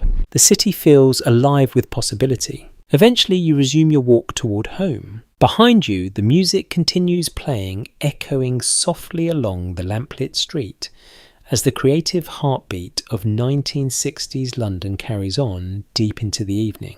You continue walking along the lively evening street, following the gentle glow of neon lights and shop windows.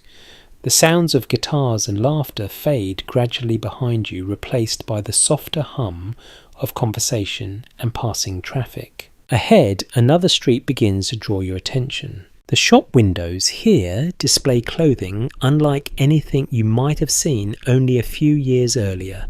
Bright colours, narrow cuts, bold patterns.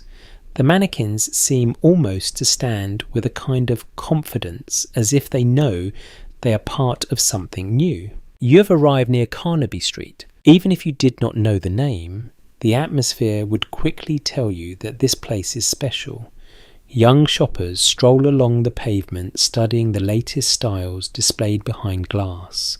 Some carry small shopping bags with proud smiles on their faces. The street itself feels almost like a small stage. Music spills from several boutiques where record players spin the latest pop songs. The shop doors remain open, inviting curious passers-by to step inside and explore. During the early and middle years of the 1960s, this small area of central London becomes one of the most influential fashion districts in the world.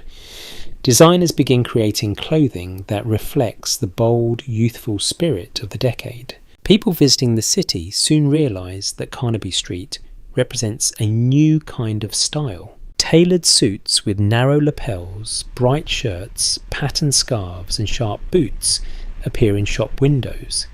The clothes feel playful and daring compared with the more conservative styles that had dominated British fashion for decades. Young men in particular begin experimenting with fashion in ways that previous generations might have considered unusual. You pause beside a boutique window. Inside, a display of jackets in vivid blues and reds catches the light. The fabrics look sleek and modern beneath the shop's bright lamps. Anyone spending time in London during the 1960s will quickly notice how fashion began to play an increasingly visible role in the city's culture. Clothing was no longer simply practical. It became a form of personal expression. A group of teenagers pass by laughing as they admire a pair of bright leather boots in the display. A small but memorable quirk of the Carnaby Street fashion scene involved the enthusiasm of shop owners who often played loud music inside their boutiques. Customers browsing clothing might find themselves dancing slightly as they flip through racks of jackets and shirts. Shopping became part fashion experience and part musical adventure. You continue strolling slowly down the street. The energy here feels infectious. People stop to chat outside storefronts, while photographers occasionally snap pictures of particularly stylish pedestrians. A cafe near the corner holds a cluster of young designers discussing fabric samples spread across their table. Their voices carry a sense of excitement about the creative possibilities of the moment. Fashion photographers frequently visit this area as well, capturing images that will soon appear in magazines across Britain and beyond. London's reputation as a style capital begins growing rapidly during these years. Observers of the time often remarked that the city had discovered a fresh identity through its young designers and artists. Instead of simply following fashion trends from Paris or New York, London was now creating its own distinctive look. Researchers examining the period continue discussing why this sudden wave of fashion innovation appeared in Britain during the 1960s. Some believe it reflected the growing influence of youth culture and popular music. Others suggest that art schools, photography studios, and independent designers all contributed to an environment where creativity could flourish. Standing here among the brightly lit boutiques, it feels as though the entire street participates in a kind of ongoing experiment. You pass another shop where a tailor carefully adjusts the sleeve of a jacket for a customer. The mirror beside them reflects rows of colourful garments waiting patiently on their hangers. Outside, a pair of friends compare purchases while laughing about which style looks most daring. The atmosphere remains cheerful and slightly rebellious. Even the street signs seem almost to glow with pride beneath the lamps. As the evening deepens, more visitors arrive to see the famous street for themselves. Some come simply to look at the clothing displays and enjoy the lively atmosphere. Others leave carrying bags filled with the latest fashion that will soon appear in offices, clubs, and university campuses across the country. Carnaby Street feels like a small island of colour within the larger city. Just beyond its corners, London continues with its familiar routines of buses, offices, and quiet residential streets. Yet here, for a few blocks, the spirit of the 1960s pulses brightly. You pause at the end of the street and glance back once more. The lights of the boutiques reflect softly on the pavement, while music continues drifting from open doorways. Young shoppers wander between stores with excited expressions. The entire scene feels vibrant and slightly magical. Eventually you turn away and begin walking again. Behind you, Carnaby Street continues shining as one of the most colourful symbols of the changing London you are slowly discovering. You leave the glow of Carnaby Street behind and follow the sound of music drifting faintly through the evening air. The streets ahead grow slightly darker, though the city never truly becomes quiet. London at night carries its own rhythm. Taxi engines hum along wet pavement, laughter echoes from pub doorways, and somewhere a guitar chord rings out from behind a basement club entrance. You follow the music. A small crowd has gathered outside a narrow brick building halfway down the street. A hand-painted sign above the door advertises live music tonight. The doorway glows with warm light, while the muffled sound of drums leaks through the walls. Two young men lean against the railing nearby, discussing a band that is scheduled to play later. Their conversation is animated, full of excitement. Music has become one of the most powerful forces shaping youth culture in London during the 1960s. Walk through almost any neighbourhood in the city after dark, and you are likely to hear guitars echoing from clubs, cafés, and rehearsal rooms. Inside this building, a group of musicians are preparing to perform. You push the door open and step down a narrow staircase. The room below is small but alive with energy. A low stage stands at one end of the space beneath a row of bright lamps. Several tables fill the room, while a handful of early guests sit sipping drinks and chatting quietly. On stage, a guitarist tests his amplifier. The sharp twang of the instrument cuts through the room for a moment before he adjusts the volume. The drummer taps lightly on the snare while another musician tunes his bass guitar. By the early 1960s, electric guitars had become the signature instrument of a new wave of British music. Young bands across the country were forming groups inspired by American blues and rhythm and blues records that had arrived in Britain during the previous decade.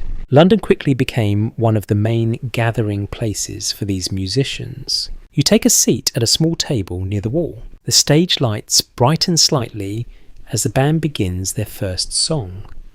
The rhythm is lively, built around a driving beat that makes several people near the front tap their feet instinctively. The sound feels raw and energetic. Many of the musicians performing in clubs like this are still unknown outside their local neighbourhoods, yet some will eventually become famous far beyond the city. Small London venues played an important role in launching the careers of many British rock musicians during the decade. One amusing little habit from this early club scene involved the enthusiasm of fans who sometimes followed their favourite bands from venue to venue across the city.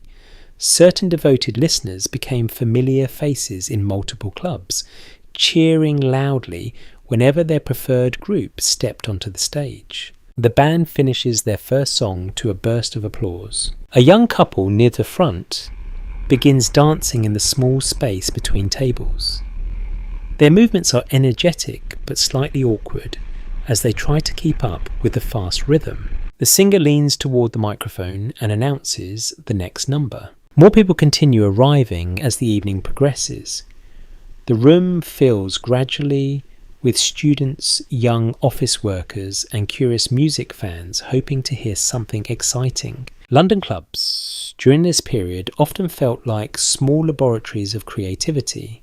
Musicians experimented with new sounds, while audiences discovered songs that had never been played on the radio before. Some historians believe these intimate club environments helped fuel the explosion of British rock music later in the decade. Others think the movement was already spreading widely through radio broadcasts and record sales, with clubs simply serving as gathering places for fans. Whatever the explanation, the atmosphere here tonight feels electric. The band launches into another song. The drummer strikes a steady rhythm while the guitarist bends notes that echo through the low ceiling of the room. Several people begin clapping along. Across the table from you, a young man leans forward with clear admiration for the musicians on stage. He studies their playing closely as though trying to learn each chord. Many future musicians first discovered their passion for performing while sitting in small clubs just like this one. As the music continues, you notice posters on the wall advertising upcoming performances. Names of bands appear in bold letters, some familiar and others completely new. London's music scene is expanding rapidly. Record shops across the city sell thousands of vinyl singles each week, many featuring young British groups experimenting with fresh sounds. Teenagers gather around record players in bedrooms and cafés to listen to the latest releases, discussing which bands might become the next big sensation. The band on stage finishes their final song of the set. Applause fills the room once again as the musicians step down to adjust their equipment before the next performance. The audience buzzes with conversation while glasses clink softly against tabletops.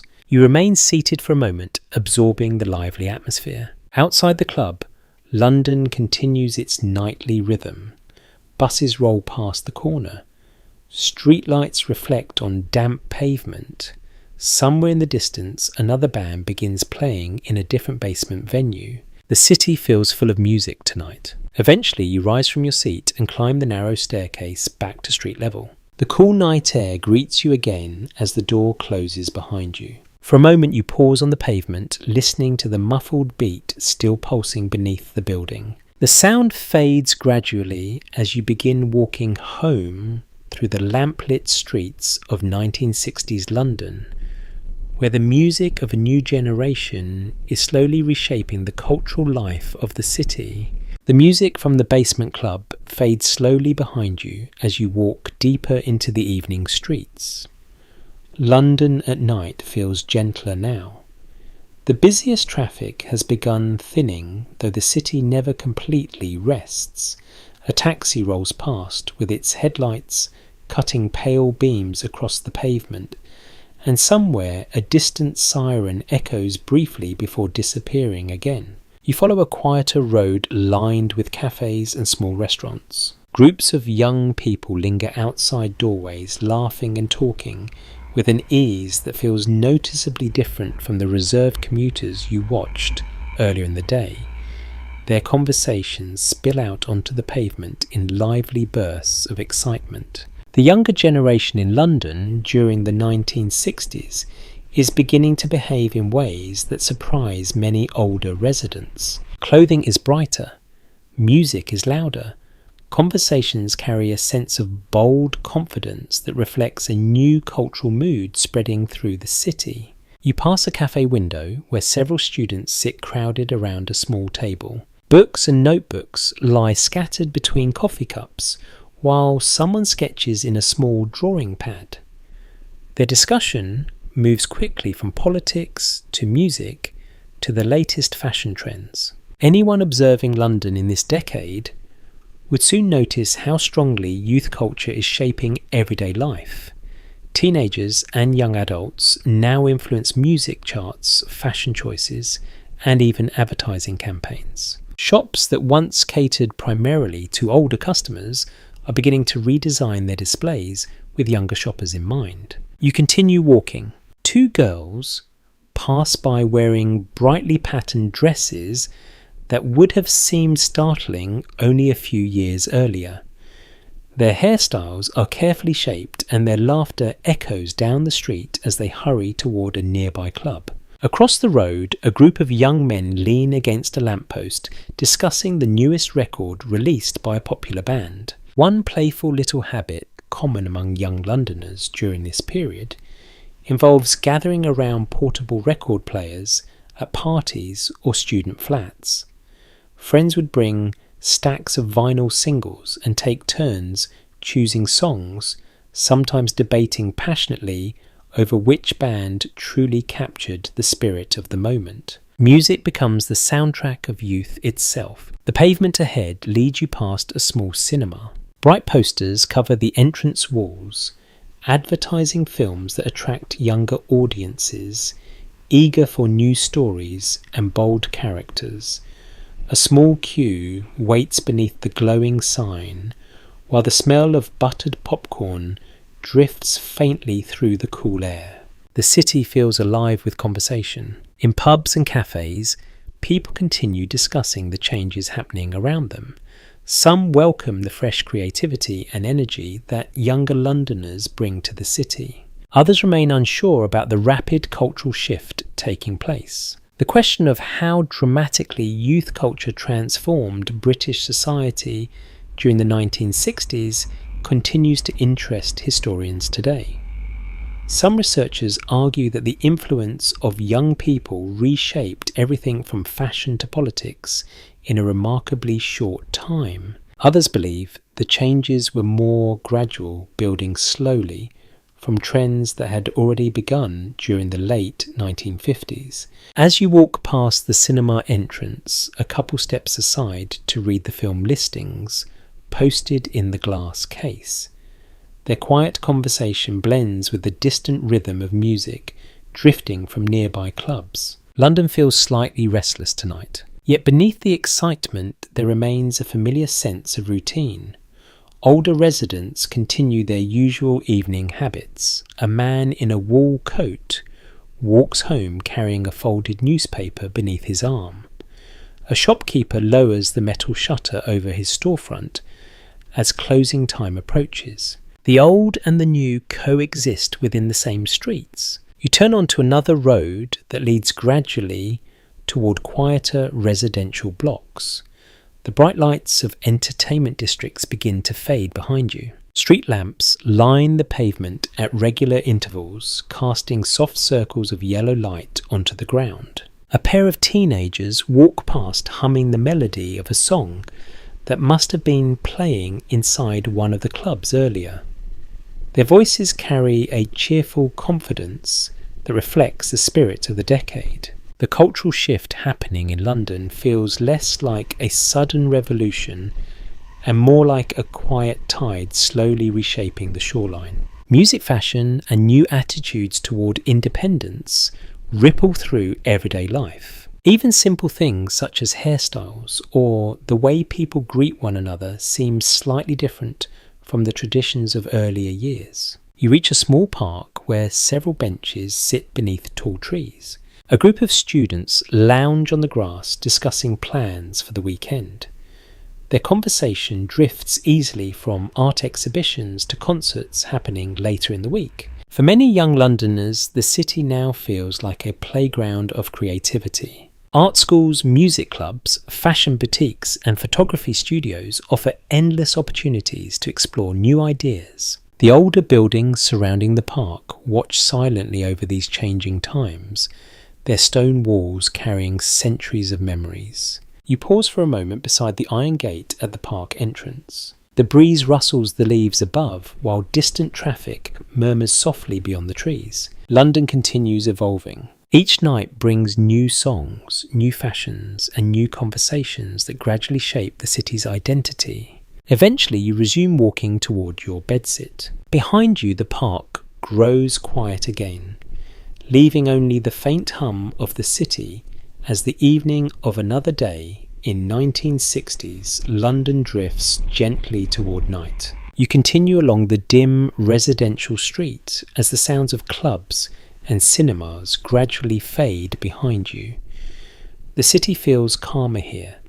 The pavement stretches quietly beneath rows of brick houses whose windows glow with warm evening light. Somewhere inside those homes, the day is winding down. A faint murmur of conversation drifts through an open window. From another house you hear the clink of plates being cleared from a dinner table. The smell of fried onions and tea lingers softly in the cool night air. This quieter side of London reveals something that has become increasingly important during the 1960s: television. You pass a small front room where the curtains are still open.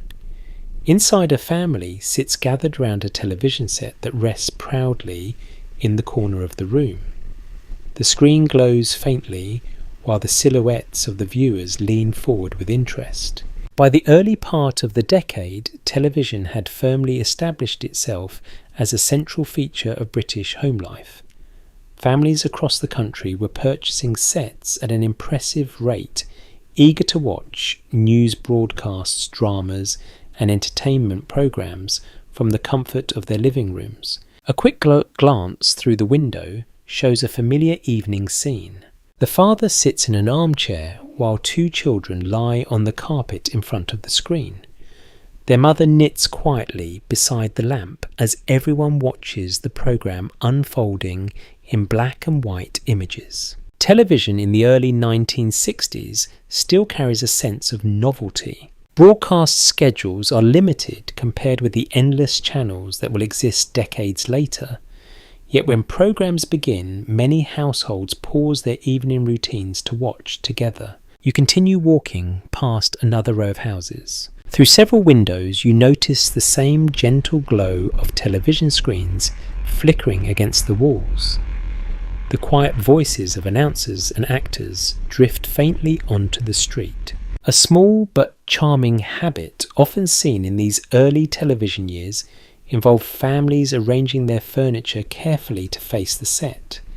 Chairs would be positioned in a semicircle so that everyone could see the screen clearly. In many homes, the television became the new focal point of the living room. You slow your pace slightly. From one house, you hear the cheerful theme music of a popular comedy show.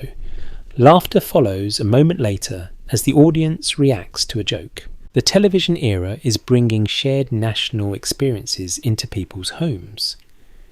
Millions of viewers across Britain often watch the same programs on the same evening, creating common conversations the next day at work or school.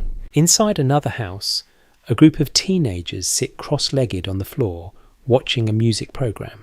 Their attention seems completely fixed on the performers appearing on the screen. Music shows on television begin playing an important role in introducing new bands to wider audiences. Many young viewers first discover their favourite musicians while watching these broadcasts. The spread of television also begins changing the rhythm of evenings in many households. Before television became common, families often spent evenings reading, listening to radio programs, or visiting neighbours. Now the glowing screen offers a new form of entertainment that quietly gathers everyone into the same room. Historians studying media history often discuss how television altered social life during this period. Some suggest the shared viewing experience strengthened family bonds by creating nightly routines around favourite programmes. Others believe the new technology gradually replaced older forms of social interaction that had once brought neighbours together more frequently. As you walk farther along the street, the sound of a television announcer reaches you clearly from an open window. The calm voice describes a news report, while the faint flicker of images dances across the curtains. Television news has become one of the most trusted sources of information for many viewers. Families gather each evening to hear updates about events happening both in Britain and around the world. The programmes feel formal and measured. Presenters speak clearly while reading carefully prepared scripts, maintaining the composed tone that British broadcasting has become known for. You reach the corner of another quiet block. Here, the houses stand slightly farther apart, their small gardens outlined by low brick walls. A cat slips silently across the pavement before disappearing beneath a hedge. Inside one home, a young couple watches television while sharing a late cup of tea. Their quiet laughter drifts through the partially open window. Scenes like this repeat across the city tonight. Thousands of living rooms glow softly with television light as London families settle into their evening routines. The programmes will continue for a few more hours before the broadcast signal eventually fades late at night. Until then, the flickering screens remain companions for viewers relaxing after the long day. You pause for a moment beneath a street lamp. From this spot you can see several windows at once, each revealing its own small glimpse of domestic life. A family watching a drama, a group of friends gathered for a comedy show, a couple quietly following the evening news. The entire street seems connected by the same gentle glow. Eventually you continue walking toward your bedsit. Behind you, the televisions continue playing inside the warm homes, their soft light marking another peaceful evening in the everyday life of 1960s London. You continue walking through the quiet residential streets until the soft glow of another lively corner begins to appear ahead. The calm neighbourhood gives way to a building filled with warm light and the gentle murmur of conversation. A pub. Even from outside, you can hear the comfortable sounds drifting through the wooden door. Laughter, the clink of glasses, and the low rumble of friendly discussion mix together like a familiar evening melody. You push the door open. The room inside feels instantly welcoming. Golden light from hanging lamps reflects across polished wooden tables. A long bar stretches along one wall where the landlord pours drinks with practised ease. The air carries the smell of malt tobacco and fried food from a small kitchen at the back. Several groups of people stand together, chatting in relaxed circles. Pubs play an important role in the everyday rhythm of London life during the 1960s. After work, many residents stop by their local pub for a pint before returning home, treating the space almost like an extension of their living rooms. Regular customers greet one another easily. You step up to the bar and order a drink. The bartender pulls a pint with steady hands before sliding the glass toward you across the polished wood. Nearby, a small radio sits behind the counter. Its volume is low, but the announcer's voice is clear enough to follow the evening sports report. A few patrons lean slightly closer as the latest football results are read aloud. Football holds a powerful place in British culture. Across the country, millions of fans follow their favourite clubs with remarkable loyalty. Saturday matches attract enormous crowds, while weekday conversations often revolve around the previous game's score. In pubs like this one, the results are rarely ignored. Several men at a nearby table react immediately when the announcer mentions their team's victory. One raises his glass proudly while the others laugh and congratulate him. You take a seat at a small table near the window. The atmosphere feels relaxed and familiar, even though you have never visited this pub before. The quiet hum of voices fills the room like a comfortable blanket. An amusing custom that sometimes appears in pubs during football season involves patrons bringing small notebooks where they record match scores throughout the league. These informal scorekeepers often become unofficial experts during heated discussions about which club might win the championship. A group of friends near the fireplace debates exactly that question. One insists that his team will dominate the league this year. Another shakes his head confidently and predicts a very different outcome. Their conversation grows animated but remains good-natured. The pub serves as a gathering place where sports politics, local gossip and everyday life blend easily together. People share stories from work, complain about the weather, and celebrate small victories that might otherwise pass unnoticed. A plate of hot chips arrives at the table beside you. The smell drifts across the room, making several nearby patrons glance toward the kitchen door with interest. Across the bar, an elderly man reads the evening newspaper while slowly sipping his drink. Occasionally he looks up to join the discussion happening around him before returning to the article. For many London residents, these pubs represent an important social anchor. Friends meet here regularly after work. Neighbours celebrate birthdays or small achievements over a drink.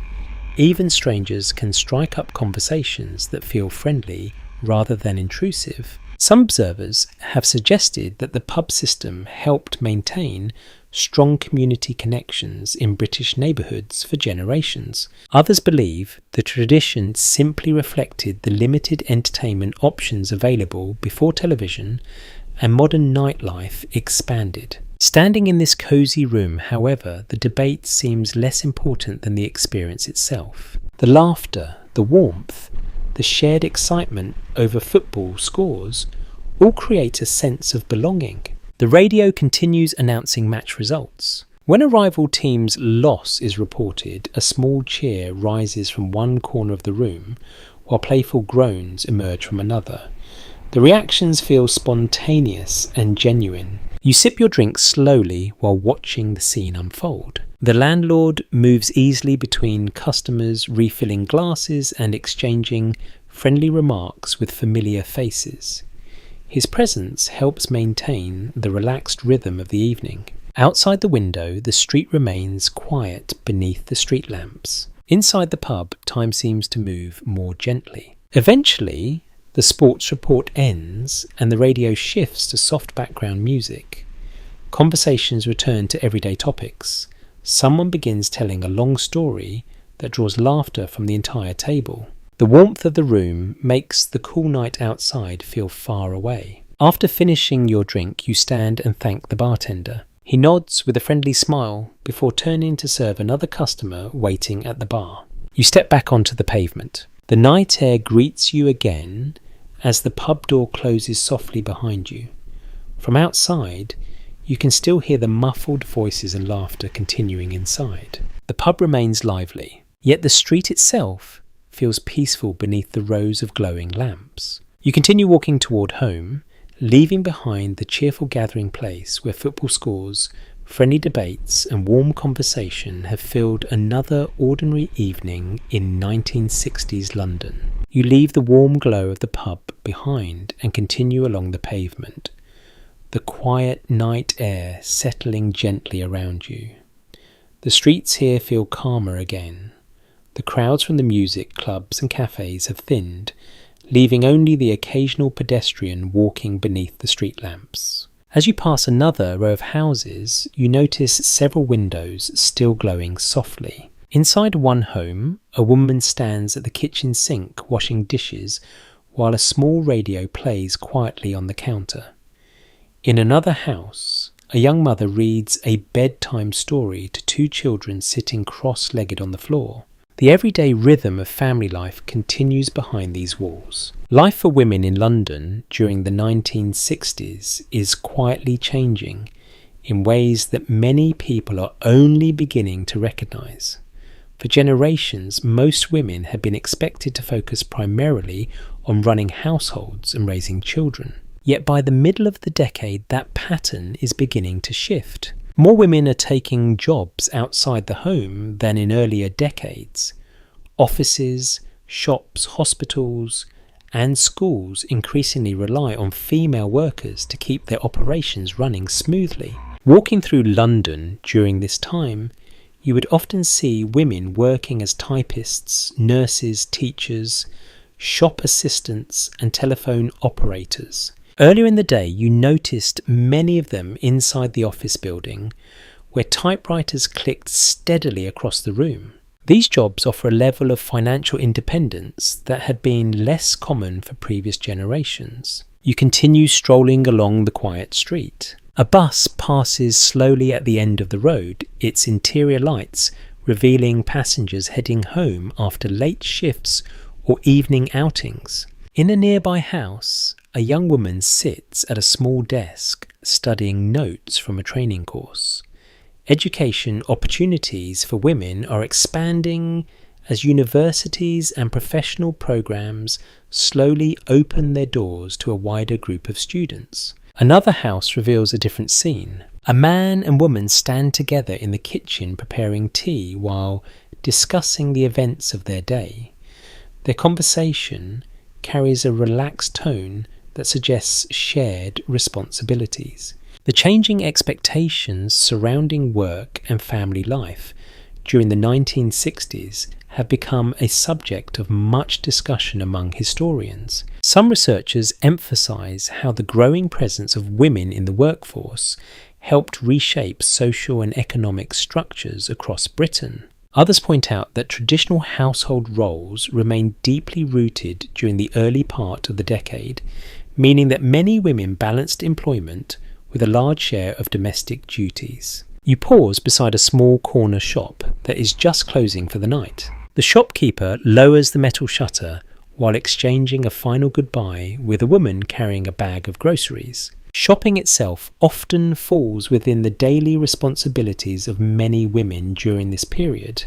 Markets, bakeries, and neighbourhood stores become familiar stops during afternoon errands between work and family tasks. One small everyday custom that appears frequently in London households involves the ritual of afternoon tea. Even busy working women often pause briefly during the afternoon to share tea with friends, co-workers or neighbours. The moment provides a chance to relax, exchange news, and enjoy a quiet break before continuing the day's responsibilities. You resume walking. From a nearby window, you hear a sewing machine humming softly. Inside, a woman adjusts a dress while measuring the fabric carefully beneath a lamp. Clothing alterations and home sewing remain common practices during this era, especially as fashion trends change rapidly throughout the decade. Many women take pride in adapting new styles while still maintaining practical household budgets. Further along the street, a group of young women walk together laughing as they return from an evening out. Their dresses reflect the bold designs that have begun appearing in London fashion boutiques. Their confident steps hint at the growing independence shaping the generation. The cultural changes unfolding in London during the 1960s influenced not only music and fashion, but also expectations about careers, education, and personal freedom. Some observers at this time celebrate these developments as signs of progress. Others worry that traditional family structures may be shifting too quickly. From where you stand tonight, the changes appear less dramatic than gradual. Each household window reveals a slightly different version of daily life. In one home, a mother helps with homework. In another, a young professional reviews work papers before tomorrow's office hours. London continues balancing tradition with quiet transformation. You reach the end of the street where a row of tall trees lines the pavement. Their leaves rustle gently in the night breeze. The city hums softly in the distance. Behind you, the houses remain filled with warm light and ordinary moments. Washing dishes, preparing tea, studying notes, telling bedtime stories.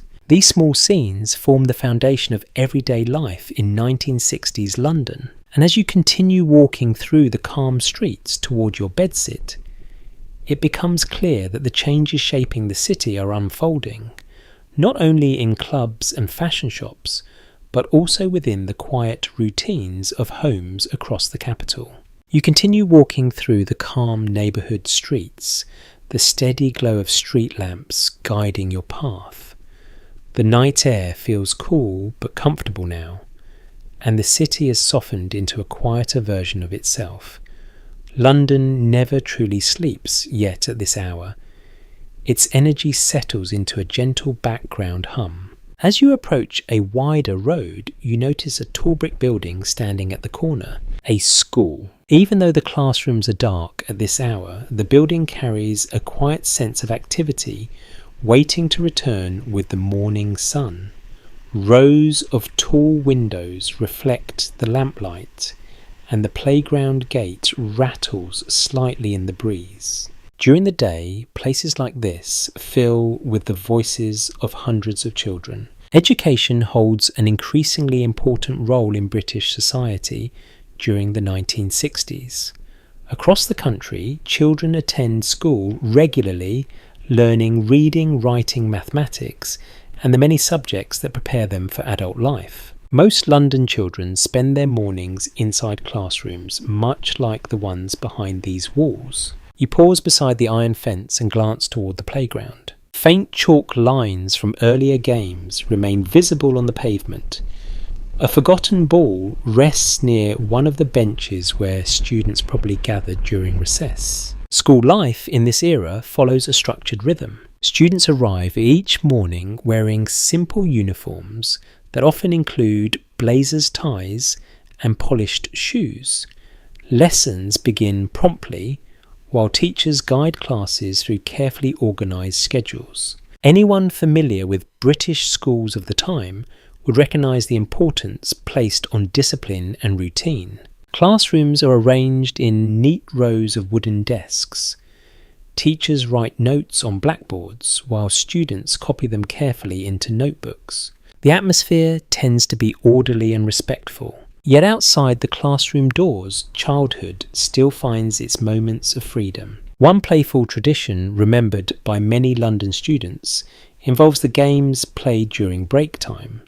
Football with improvised goals, skipping ropes and races across the playground appear in schoolyards throughout the city. The playground becomes a place where friendships grow alongside laughter and competition.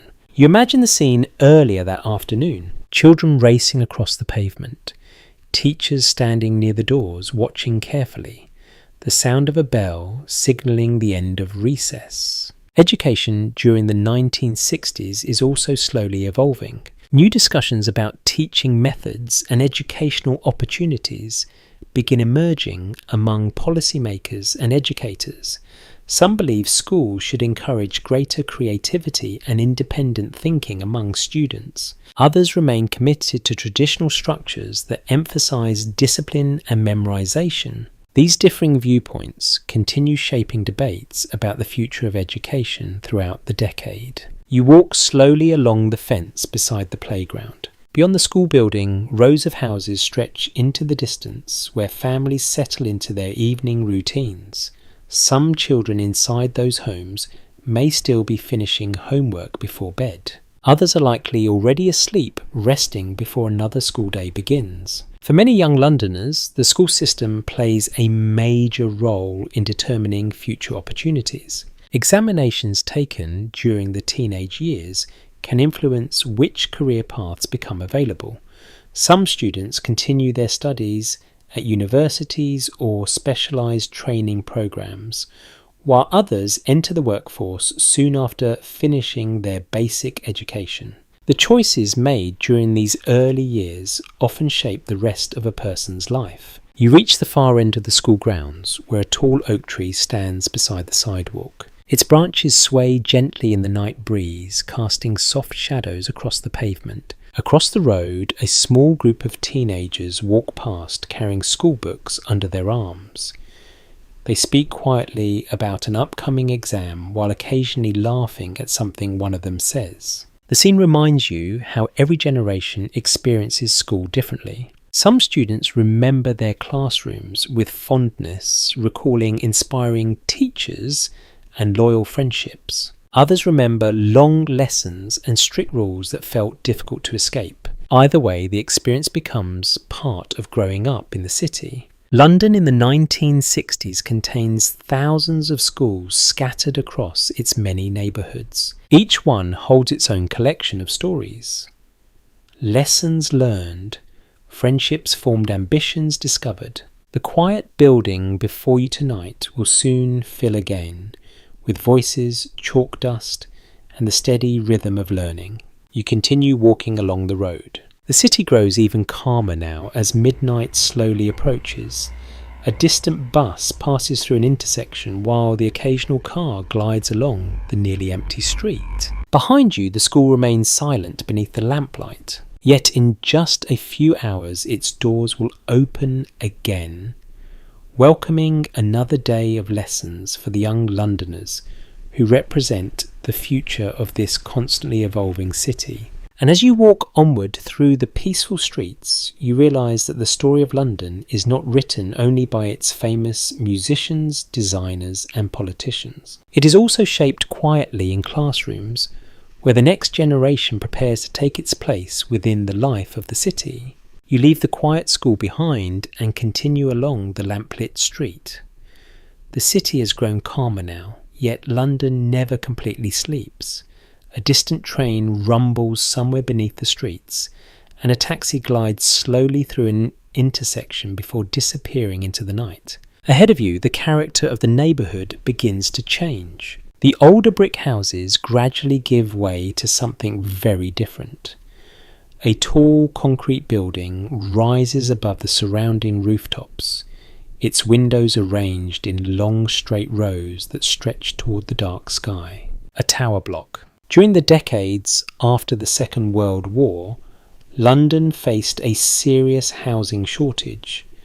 Bomb damage from the war had destroyed thousands of homes, while the city's population continued growing steadily. City planners began searching for solutions that could provide housing quickly and efficiently. By the late 1950s and early 1960s, modern housing estates began appearing across many parts of London.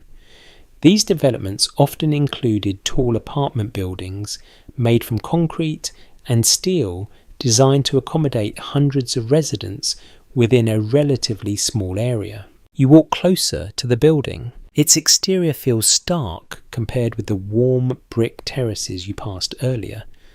Balconies line each floor, their railings catching the faint glow of nearby streetlights. A wide courtyard stretches between several similar buildings nearby, forming a residential complex that feels almost like a small village within the city. These new estates represented a bold vision for modern urban living. Architects believed that tall buildings surrounded by open green spaces would provide healthier and more comfortable environments than the cramped housing that had dominated many older neighbourhoods. Inside the tower block, long corridors connect rows of flats stacked neatly above one another. You step through the entrance door. The lobby is simple but clean. Fluorescent lights hum softly overhead, while a notice board displays announcements for residents. A lift waits quietly beside a narrow staircase. Many families moving into these buildings during the 1960s experienced something entirely new. For the first time, they had access to indoor bathrooms, reliable heating systems, and modern kitchens designed for efficiency. Compared with some older homes lacking proper plumbing, the improvements felt remarkable. The lift doors open with a gentle metallic sound. You step inside and watch the numbered buttons glow as the lift climbs slowly upward.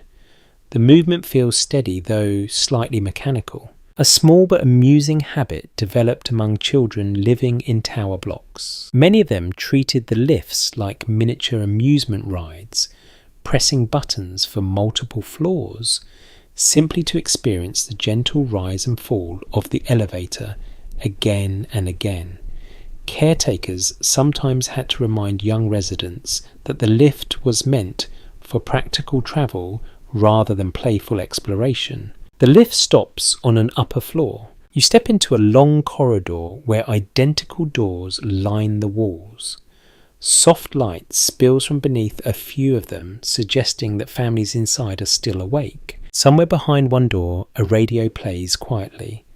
From another flat, you hear the faint clatter of dishes being washed in a kitchen sink. Life inside these modern buildings quickly develops its own routines. Neighbours greet each other in lifts. Children play together in the shared courtyard below. Laundry lines stretch across balconies on warm afternoons. Yet not everyone feels comfortable with the new style of living. Some residents appreciate the modern conveniences and the bright views from higher floors. Others miss the close-knit feeling of traditional streets where neighbours chatted easily across front gardens and shopkeepers knew their customers by name. Even today, people hold different opinions about whether these housing estates truly improved urban life. Some observers believe the buildings represented an optimistic attempt to rebuild the city after the devastation of war. Others feel that the tall structures sometimes created social isolation rather than the strong communities planners had hoped for. You walk slowly down the corridor and glance out a window at the end of the hall. From this height, the city spreads outward in a sea of rooftops and glowing streetlights. The Thames glimmers faintly in the distance, reflecting the pale light of the moon. London feels enormous from up here. Below the tower block courtyard remains quiet beneath the lamps. A bicycle leans against a railing while a cat slips silently across the grass. Somewhere a door closes softly behind you. Inside these flats, families continue their nightly routines. Children sleep in small bedrooms. Parents read newspapers or watch television before the day ends. The tower block itself becomes another small world within the larger city. Eventually, you take the lift back down to the ground floor. The doors slide open and you step outside into the cool night air once more. Above you, the tall building stands quietly against the dark sky, its many windows glowing like a vertical constellation. You pause for a moment in the courtyard. The modern estate represents one chapter in London's ongoing story of rebuilding and adaptation. As the city grows and changes, new ideas about architecture and community continue shaping how people live together. You leave the estate behind and return to the quiet street beyond its walls. The night feels peaceful again as you walk onward toward your bedsit, passing through another corner of 1960s London where the past and the future stand side by side. You leave the tall concrete buildings behind and return to a street that feels more familiar. Rows of older brick houses stand shoulder to shoulder along the pavement, their chimneys forming a jagged line against the dim night sky. The lamps along the road cast soft circles of yellow light onto the damp ground. The air tonight carries a faint smell that lingers in many parts of London, coal smoke. Even though the city has begun cleaning its air during the 1960s, traces of the old industrial atmosphere still drift through certain neighbourhoods.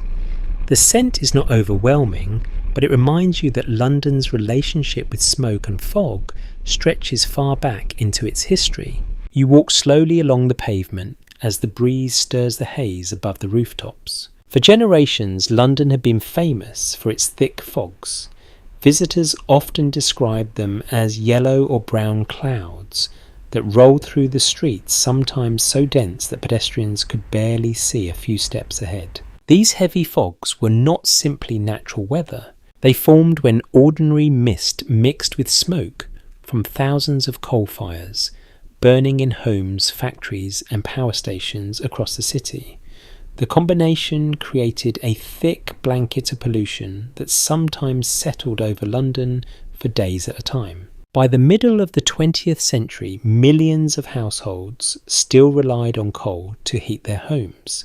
Each fireplace added a small stream of smoke to the city's atmosphere. One particularly severe smog event occurred in December 1952. During that week, the air in London grew so polluted that visibility dropped dramatically and public life slowed to a near standstill. Buses stopped running in some areas because drivers could not see the roads clearly. The experience shocked many residents. In response, the government introduced new laws aimed at reducing smoke pollution. The Clean Air Act encouraged households to switch to cleaner fuels and limited the amount of smoke industries could release into the atmosphere. As you walk tonight, the improvement is noticeable compared with earlier decades. The fog hanging above the street remains thin enough that you can see clearly down the road. Street lamps shine through it without difficulty. Yet the memory of the old smog still lingers in conversations among older Londoners. Some recall evenings when theatres closed early because audiences could not travel safely through the thick haze.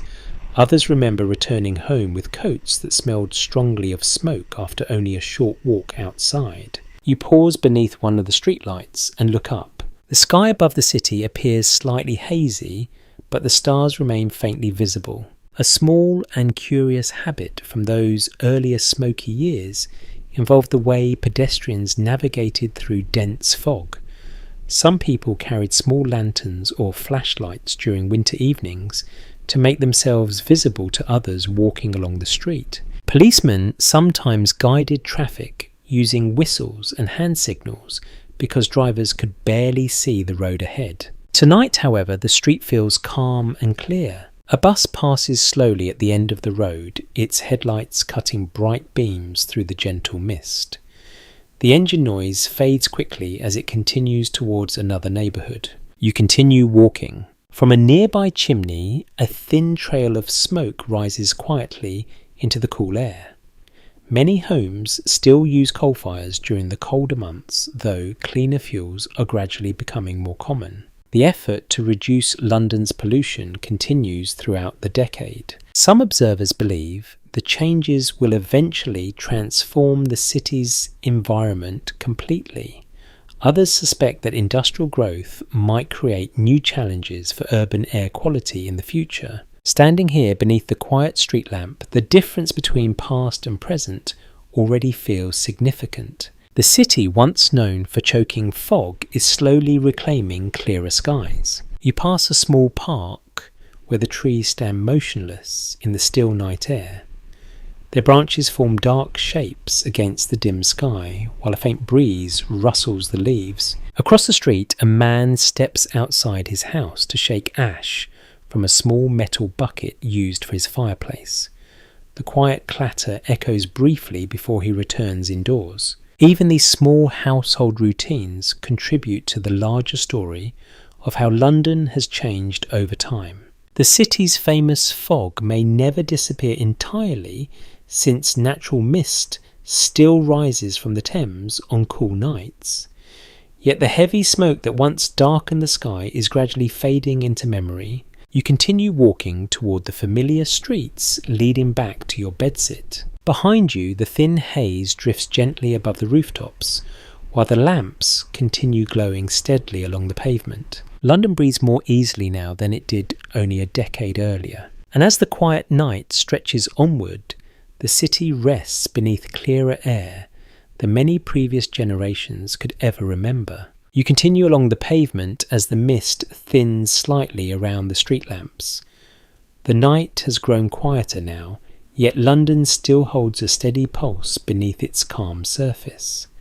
Somewhere far off you hear the distant rumble of a train and the faint echo of laughter from a late closing pub.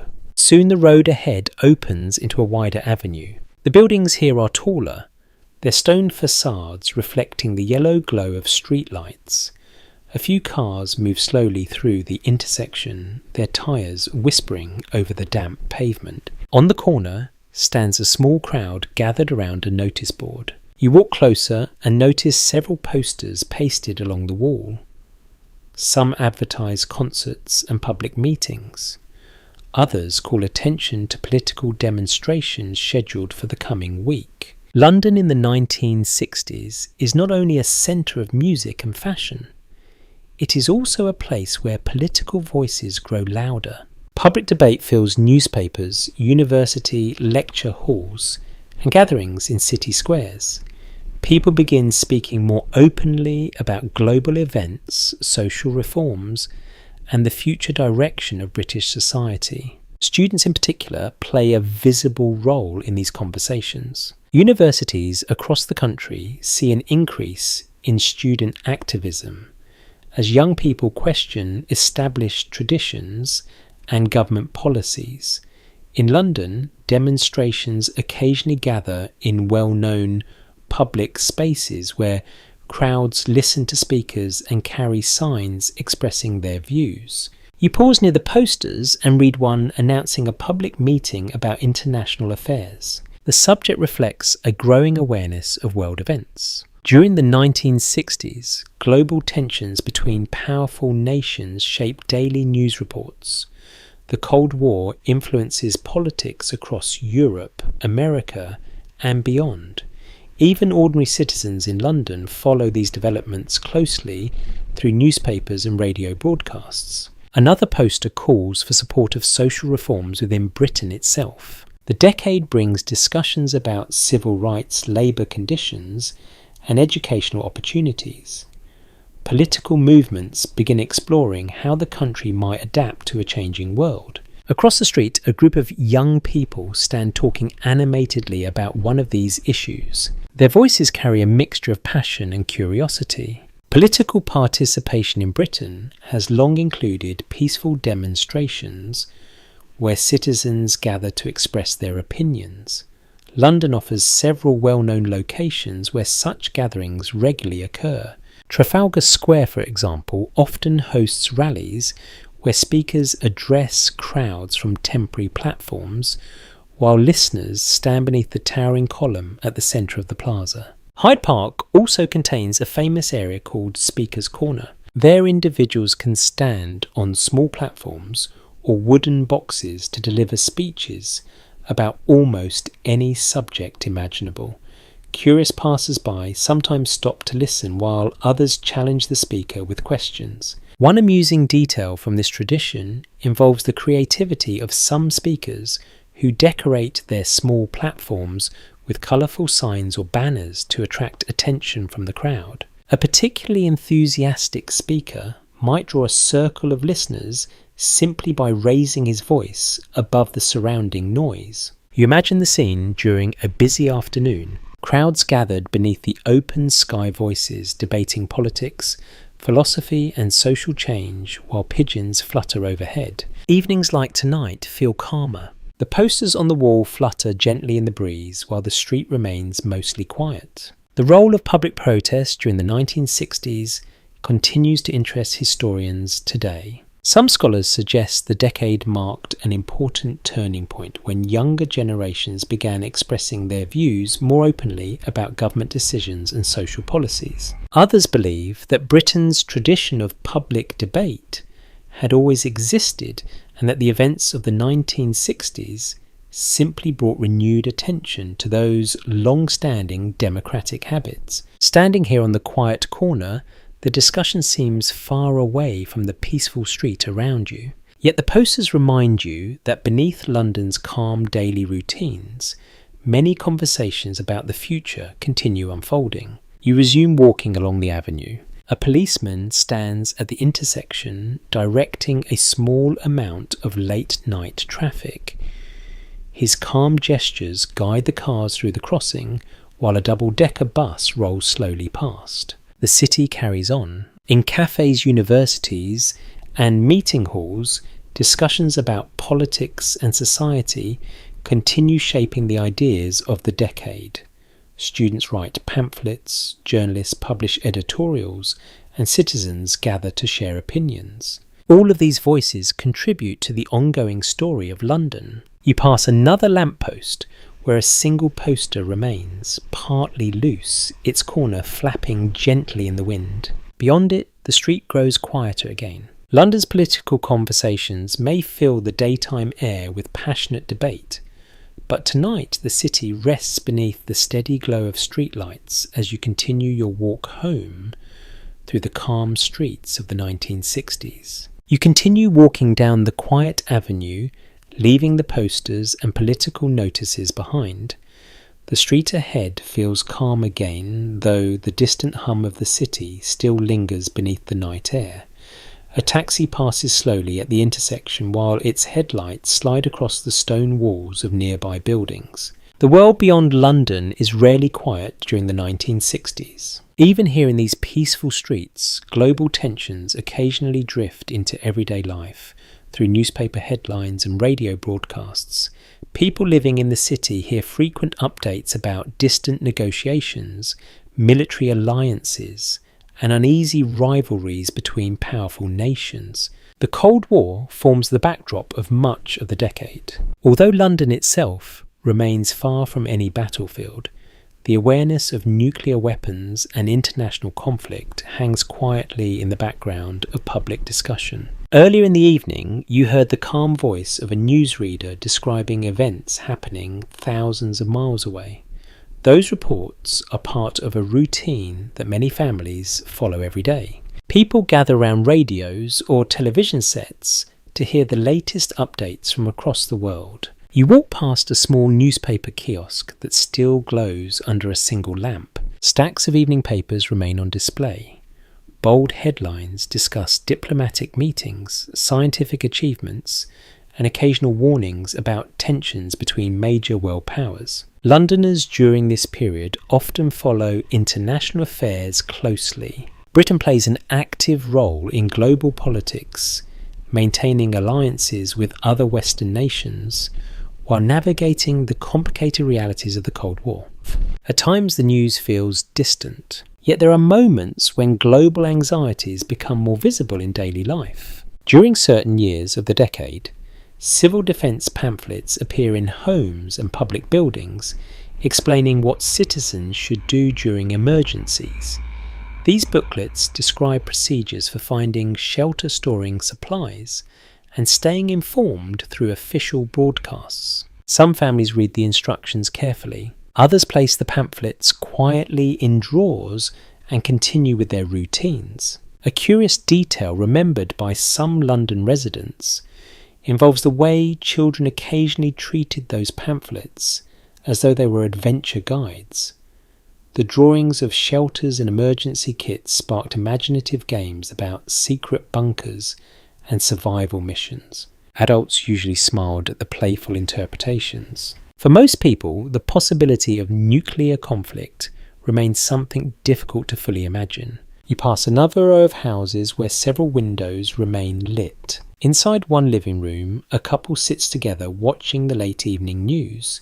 The presenter speaks in a steady voice while black and white images flicker across the television screen. Scenes of distant political meetings appear beside maps, showing places many viewers have never visited. Despite the seriousness of these topics, life in London continues moving forward with its usual rhythms. People still commute to work, visit markets, attend concerts, and gather in pubs with friends. The distant tensions of international politics rarely interrupt those daily routines. Some observers have suggested that the presence of nuclear weapons created a quiet undercurrent of anxiety during the 1960s. Others believe most citizens simply accepted the political situation as part of the modern world and focused their attention on local concerns. Standing here tonight, the peaceful street gives little hint of global uncertainty. A bicycle leans against a garden wall, while a small cat slips silently across the pavement. Somewhere a radio plays soft music through an open window. You continue walking toward a nearby bridge that crosses a narrow stretch of the Thames. The river flows calmly beneath the dark sky, reflecting the faint lights of buildings along its banks. A cool breeze rises from the water and carries the scent of the city through the night air. Bridges like this one connect the many districts of London. During the day, they carry buses, taxis, and crowds of pedestrians. At night, they offer quieter moments where the sounds of traffic fade into distant echoes. You pause halfway across the bridge. The skyline stretches before you, filled with rooftops, church towers and modern office blocks rising among older structures. Somewhere beyond the horizon lie the larger political forces shaping the decade. Yet here above the calm river the world feels steady. A tugboat moves slowly along the water, its engine humming softly while guiding a small cargo barge toward the docks. The boat passes beneath the bridge and disappears into the darkness downstream. Moments like this remind you how ordinary life continues even during uncertain times. People still fall asleep in warm homes. Students study for examinations. Musicians rehearse new songs in basement clubs. The city carries on. Eventually you leave the bridge and continue along the quiet street on the opposite side. The lamps glow softly above the pavement, while the mist drifts lazily between buildings. London rests beneath a peaceful sky tonight. Far beyond these calm streets, governments and diplomats continue their complex negotiations. Yet here, in the quiet hours of the night, the city feels far removed from the tension of international politics. You walk onward toward your bedsit, the steady rhythm of your footsteps blending with the distant murmur of the Thames, as another night in 1960s, London settles gently around you. You leave the quiet bridge behind and continue along the river path, the water beside you moving slowly through the dark. The Thames reflects scattered lights from the buildings along its banks, creating a long, shimmering ribbon that stretches into the distance. Even at this late hour, London still carries small echoes of excitement. A group of young men walk past you, discussing football with animated gestures. Their voices rise briefly before fading again into the calm night air. Football holds a special place in the life of Britain during the 1960s. Matches played across the country attract huge crowds, and the results of each game quickly become the subject of conversation in workplaces, pubs and schools. Supporters follow their clubs with remarkable devotion. But one particular year brings an extraordinary moment of national celebration. In 1966, England hosts the World Cup. The tournament transforms the mood of the country.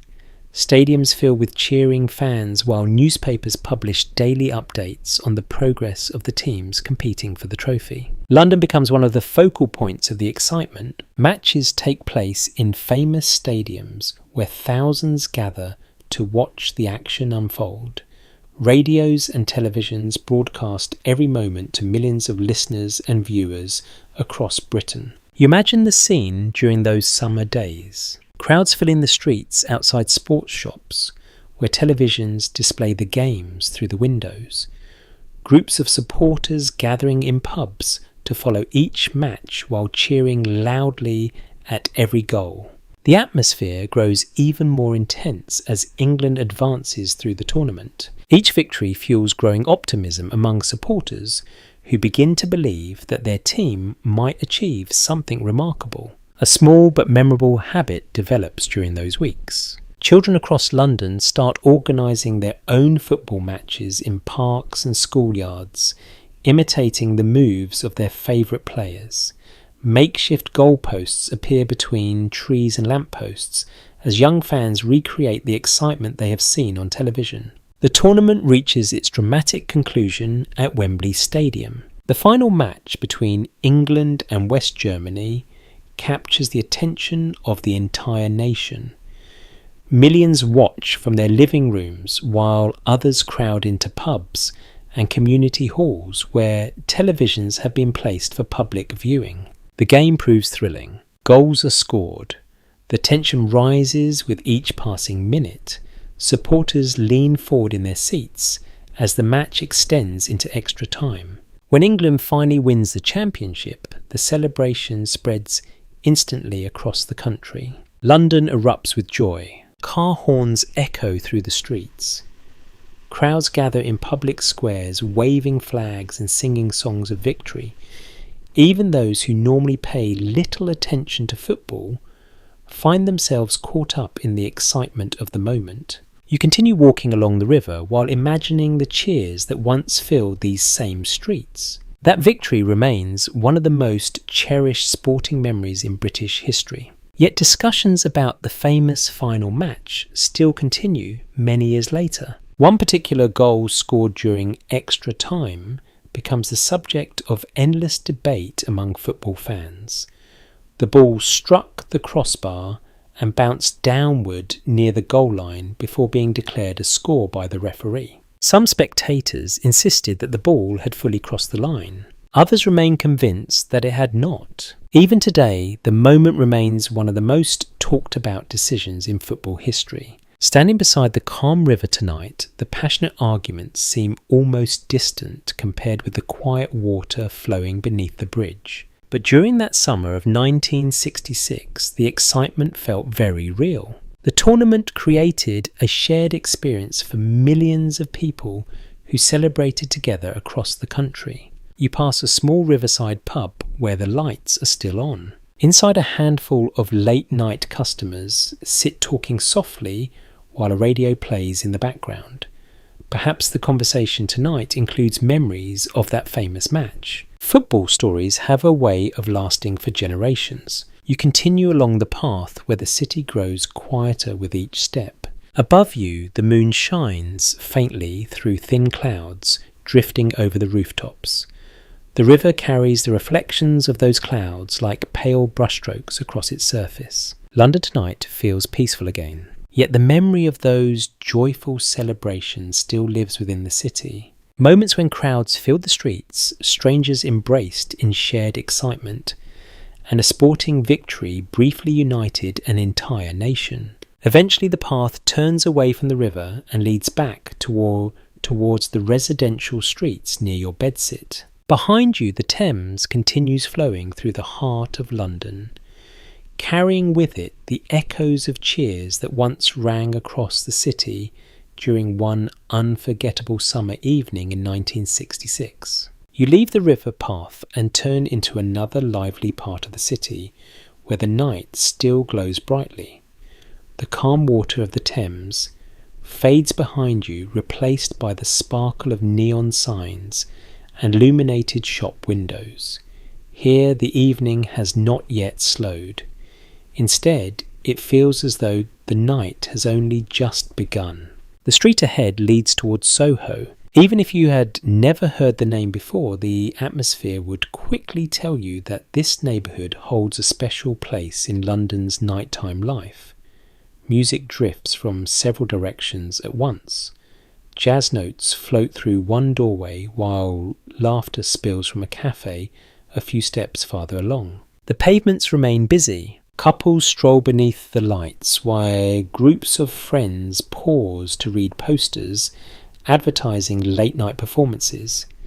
A few taxis idle near the curb, waiting for passengers heading deeper into the city. Soho has long been known as one of London's most vibrant entertainment districts. During the 1960s, the area becomes especially famous for its mixture of music clubs, coffee bars, theatres and restaurants.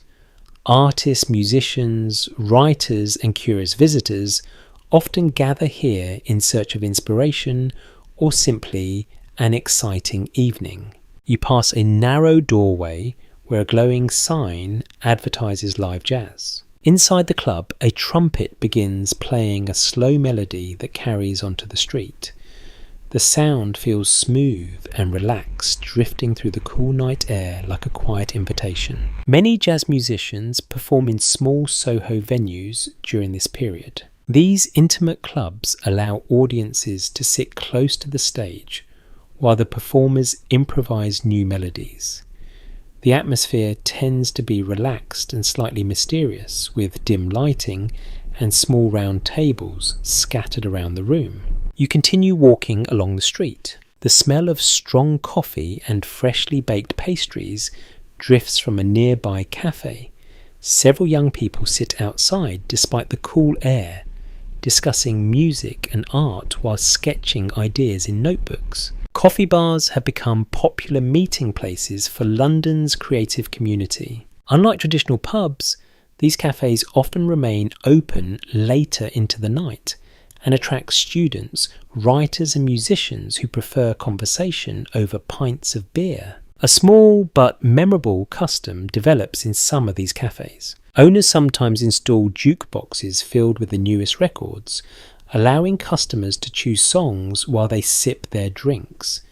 A single coin can fill the room with music that continues playing long after the coffee cups have been emptied. The jukebox beside the cafe door hums softly as another song begins. Across the street, a theatre crowd gathers beneath a glowing marquee.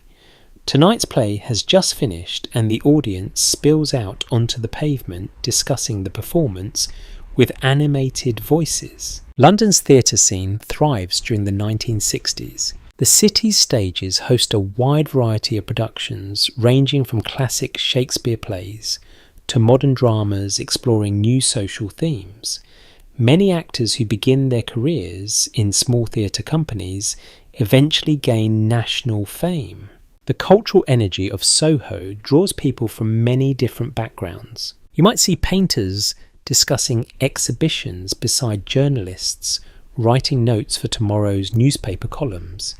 Musicians carrying instrument cases walk quickly between clubs, while photographers search for interesting faces in the passing crowds. Some observers have suggested that neighbourhoods like Soho helped nurture the creative explosion associated with London during the decade. Others believe the artistic spirit would have emerged regardless, since so many talented individuals were arriving in the city at the same time. Standing here tonight, however, the connection between place and creativity feels undeniable. The narrow streets seem filled with possibility. A saxophone solo suddenly rises from a nearby basement club. The music spills into the open air and drifts between the buildings, while pedestrians pause briefly to listen before continuing on their way. You step into a small square where several restaurants have placed tables outside beneath glowing lamps. The scent of garlic, roasted meat and warm bread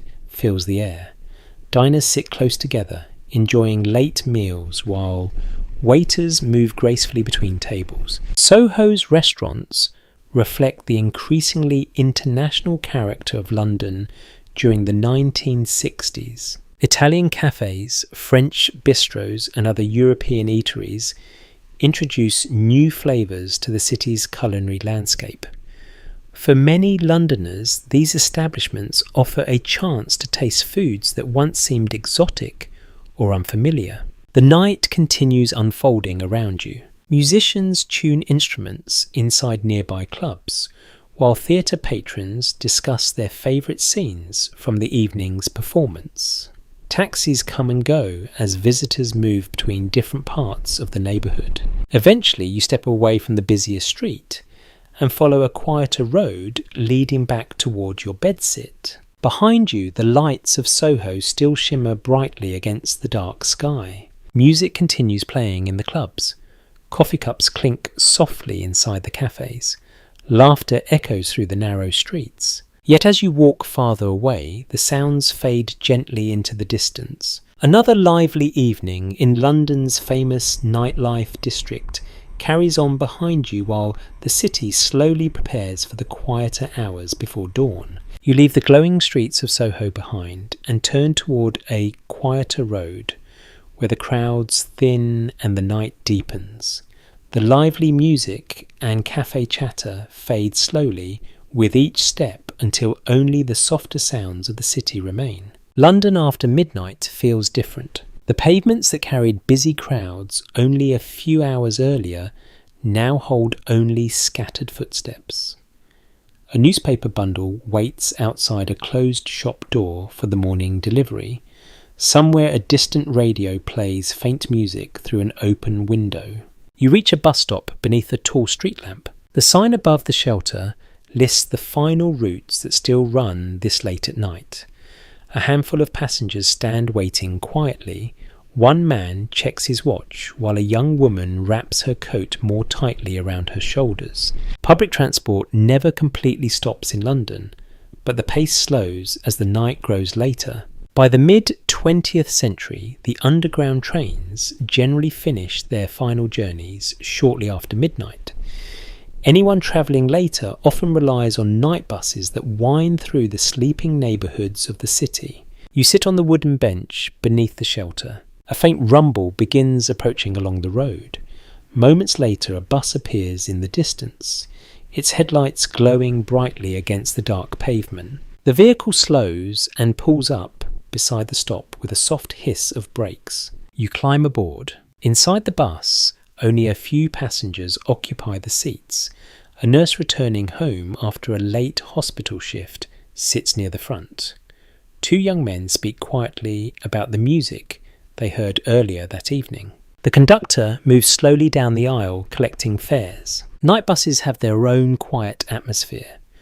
Unlike the crowded vehicles of the daytime rush, these late services often feel calm and almost reflective. Some passengers stare out the window watching the city drift past. Others lean back against the seat and rest their eyes during the journey home. You choose a place beside the window. Outside, the streetlights pass one by one as the bus moves steadily through the nearly empty streets.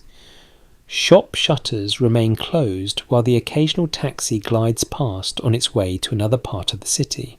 A small and slightly amusing detail known to many night travellers involves the way certain conductors become familiar figures on these late routes. Passengers who ride the same bus after work each evening sometimes find that the conductor greets them with a nod of recognition before handing over the ticket. The city may be enormous, yet small routines like this create moments of familiarity. The bus continues along its route. You pass quiet residential streets where most houses are now dark. Only a few windows still glow faintly with lamplight. Somewhere a bakery kitchen begins preparing the first loaves of bread for the morning customers. The scent drifts briefly through the air as the bus rolls past the building. Night workers form an important but often unnoticed part of the city's life. Hospital staff, cleaners, newspaper printers, and transport employees keep essential services running while most residents sleep.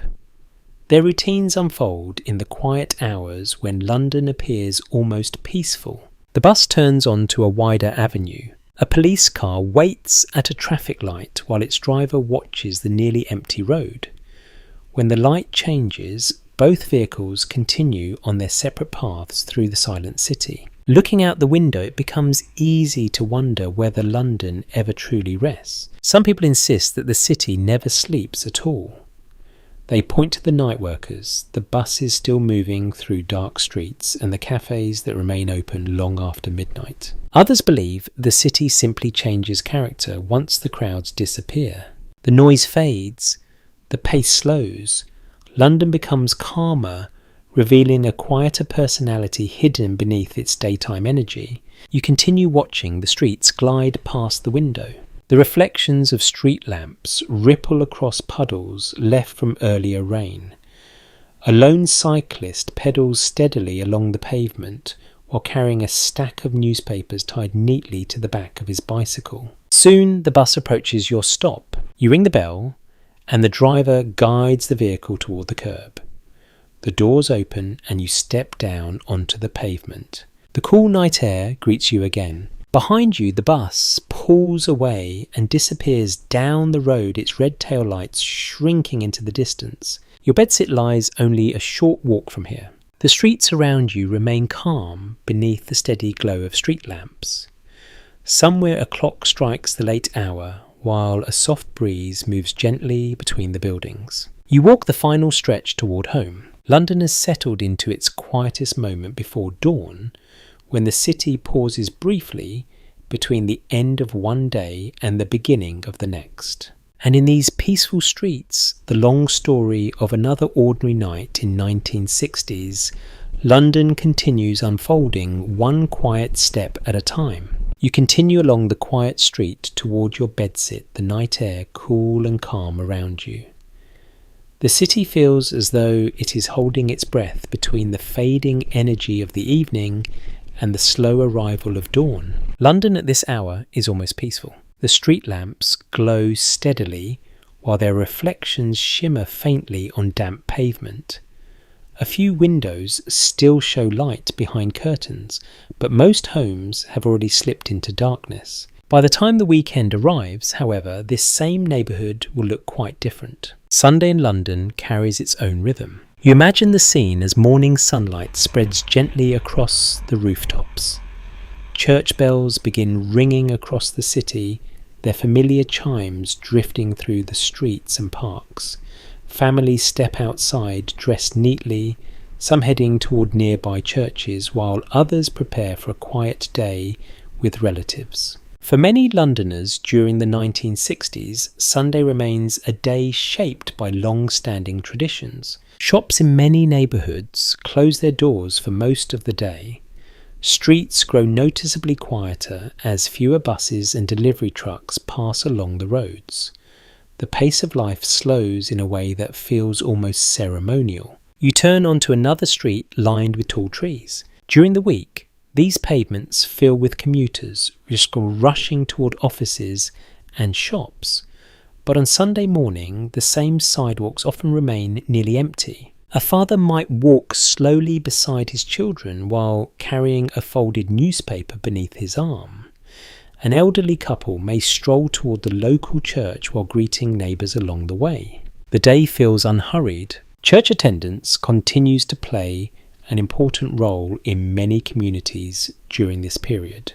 Across London, thousands of people gather each Sunday morning to listen to hymns, sermons and quiet prayers inside buildings that often stand centuries old. The tall stone churches scattered throughout the city serve not only as places of worship, but also as familiar landmarks within their neighbourhoods. You imagine the heavy wooden doors opening as the congregation arrives. The sound of organ music fills the air while sunlight passes through stained glass windows, casting colourful patterns across the stone floor.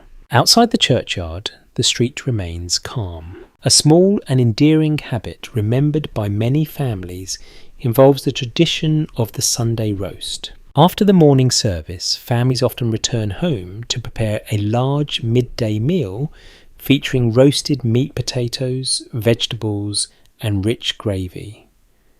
The aroma drifts through entire neighbourhoods as kitchens fill with the warmth of cooking ovens. Children sometimes wait impatiently for the meal while sneaking small bites of roasted potatoes from the pan. Sunday afternoons tend to remain equally relaxed. Families visit parks, take gentle walks along the river, or sit quietly at home listening to the radio. Football matches may play on small fields where amateur teams compete simply for enjoyment rather than trophies. In many homes, the day includes a moment of shared quiet. Tea is poured into delicate cups while conversations unfold slowly around the table. The busy energy of the work week feels far away. The importance of Sunday traditions in British life has attracted the attention of social historians for many years. Some believe the day provided an essential pause in the rhythm of industrial society, allowing workers and families to rest and reconnect with one another. Others suggest that the strict rules once associated with Sunday observance gradually softened during the later decades of the 20th century as entertainment options and commercial activities expanded. In the London of the early 1960s, however, the slower Sunday atmosphere still remains widely recognisable. You reach the corner where a small park sits quietly beneath the moonlight. During the week, children fill this space with games and laughter, but on Sunday afternoons, the park often hosts more relaxed scenes. Families spread blankets on the grass while sharing sandwiches and tea. Couples stroll slowly beneath the trees while discussing the week ahead. The city feels gentler on that day. You continue walking toward your bedsit as the night stretches peacefully around you. Although the streets are calm now, tomorrow morning the familiar sounds of London will return once again. Buses will rumble along the avenues. Shops will lift their shutters. Offices will fill with the steady rhythm of typewriters. But Sunday will eventually arrive again, bringing with it that quiet pause in the city's otherwise constant movement. And as you walk beneath the glowing lamps tonight, the thought of that peaceful day lingers gently in your mind, while another ordinary week in 1960s London continues moving forward. You turn the final corner toward your bedsit, the quiet street stretching ahead beneath the steady glow of the lamps. The night has settled fully now. Only the occasional car passes along the distant road, while the soft murmur of the city drifts faintly through the cool air. As you walk, the skyline beyond the rooftops reveals something familiar. A tall flag flutters above a distant building illuminated by floodlights even at this late hour. Buckingham Palace. The presence of the royal residence reminds you how deeply the monarchy remains woven into British life during the 1960s. Although London is changing rapidly with new music, fashion, and cultural movements, many traditions that have existed for centuries still continue with quiet confidence. Royal ceremonies remain among the most visible of those traditions. You imagine the palace during a bright summer morning. Crowds gather behind iron railings along the wide road leading to the gates. Tourists hold cameras, while children sit on their parents' shoulders trying to catch a better view. Everyone waits patiently. Soon the distant sound of marching drums begins echoing along the avenue. The changing of the guard ceremony has begun. Soldiers dressed in bright red uniforms and tall black bearskin hats march in perfect formation toward the palace gates. Their polished boots strike the pavement in steady rhythm, while a military band plays familiar melodies. Visitors often stand quietly watching the precise movements of the guards. The ceremony reflects centuries of military tradition carefully preserved within modern London. Even residents who pass the palace regularly sometimes pause for a moment to watch the display. Royal events throughout the decade continue drawing large crowds. State visits from foreign leaders bring colourful parades through the city streets.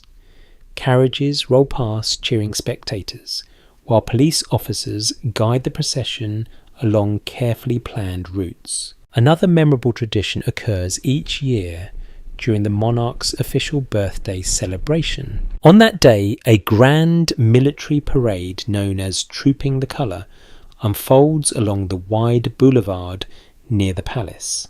Soldiers march in elaborate formations while thousands of spectators gather along the roadside. Aircraft sometimes fly overhead, leaving trails across the sky. Children wave small flags while families share picnic lunches in nearby parks as they watch the festivities. A charming little detail, often remembered by visitors, involves the moment when members of the royal family appear on the palace balcony. Crowds below respond with enthusiastic cheers and waves as the monarch greets the public from above. For many people, this brief appearance becomes the highlight of the entire ceremony. The role of the monarchy in modern British society has long inspired discussion among historians and political thinkers. Some observers emphasise how royal traditions provide a sense of continuity, linking present-day Britain with its long history. Others view the ceremonies as symbolic rituals that carry cultural importance, even as political power rests primarily with elected leaders. Standing here tonight, beneath the quiet sky, those debates feel distant compared with the peaceful presence of the palace beyond the rooftops. The floodlit building stands calmly at the heart of the city. You continue walking along the street. A newspaper boy pedals past on his bicycle, carrying a stack of early morning editions strapped to the back. The faint rustle of papers echoes briefly before he disappears around the corner. Even the routine delivery of newspapers connects ordinary residents with the larger events of the nation. Inside those pages, readers will find reports about government decisions, international affairs, football scores, and sometimes news about royal engagements. The monarchy remains a familiar presence within those headlines. Photographs of ceremonies, weddings and official visits appear regularly in the press, reminding readers of the traditions that still shape British public life. You approach the entrance of your building. The street around you remains quiet, except for the distant hum of a bus travelling along a faraway avenue. Behind you, the city continues resting beneath the soft glow of its lights. Somewhere beyond the rooftops, Buckingham Palace stands watch over London just as it has for generations. The guards will soon resume their ceremonial duties. Crowds will gather again along the railings. Cameras will click as visitors capture images of uniforms, horses and marching bands. But for now, the palace remains silent beneath the night sky while you step toward your bedsit door, carrying with you the quiet awareness that even in a decade of rapid change, certain traditions in London continue standing strong. You step inside your building and climb the familiar stairs toward your bedsit. The wooden steps creak gently beneath your feet, a sound you have already begun to recognise as part of the nightly rhythm of the house. Outside London continues resting beneath the dim glow of its streetlights. Yet even in the quiet hours of the night, the city is never truly still.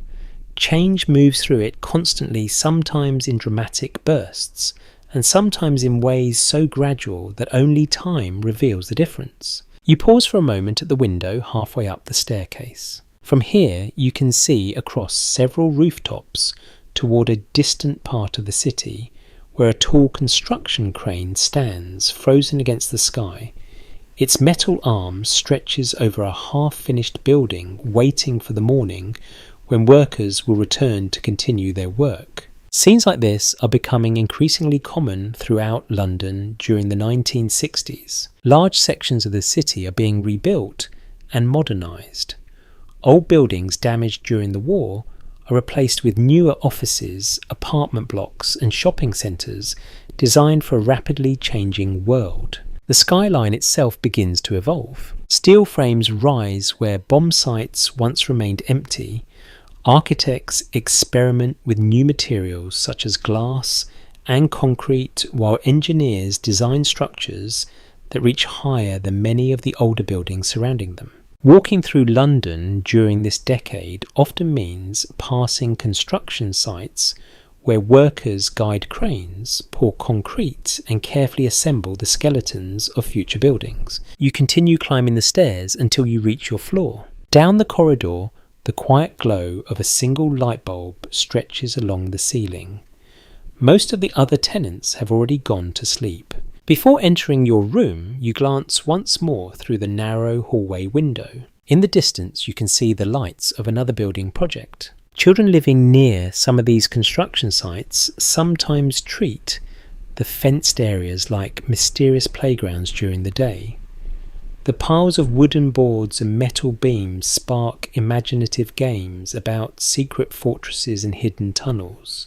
Caretakers and watchmen usually keep a careful eye on those adventures. The rebuilding of London after the war represents one of the most significant transformations in the city's long history. Entire neighbourhoods gradually change shape as planners attempt to create a modern capital capable of supporting growing businesses, new transportation systems, and expanding populations. Some residents welcome the new buildings with excitement. Modern offices promise economic growth.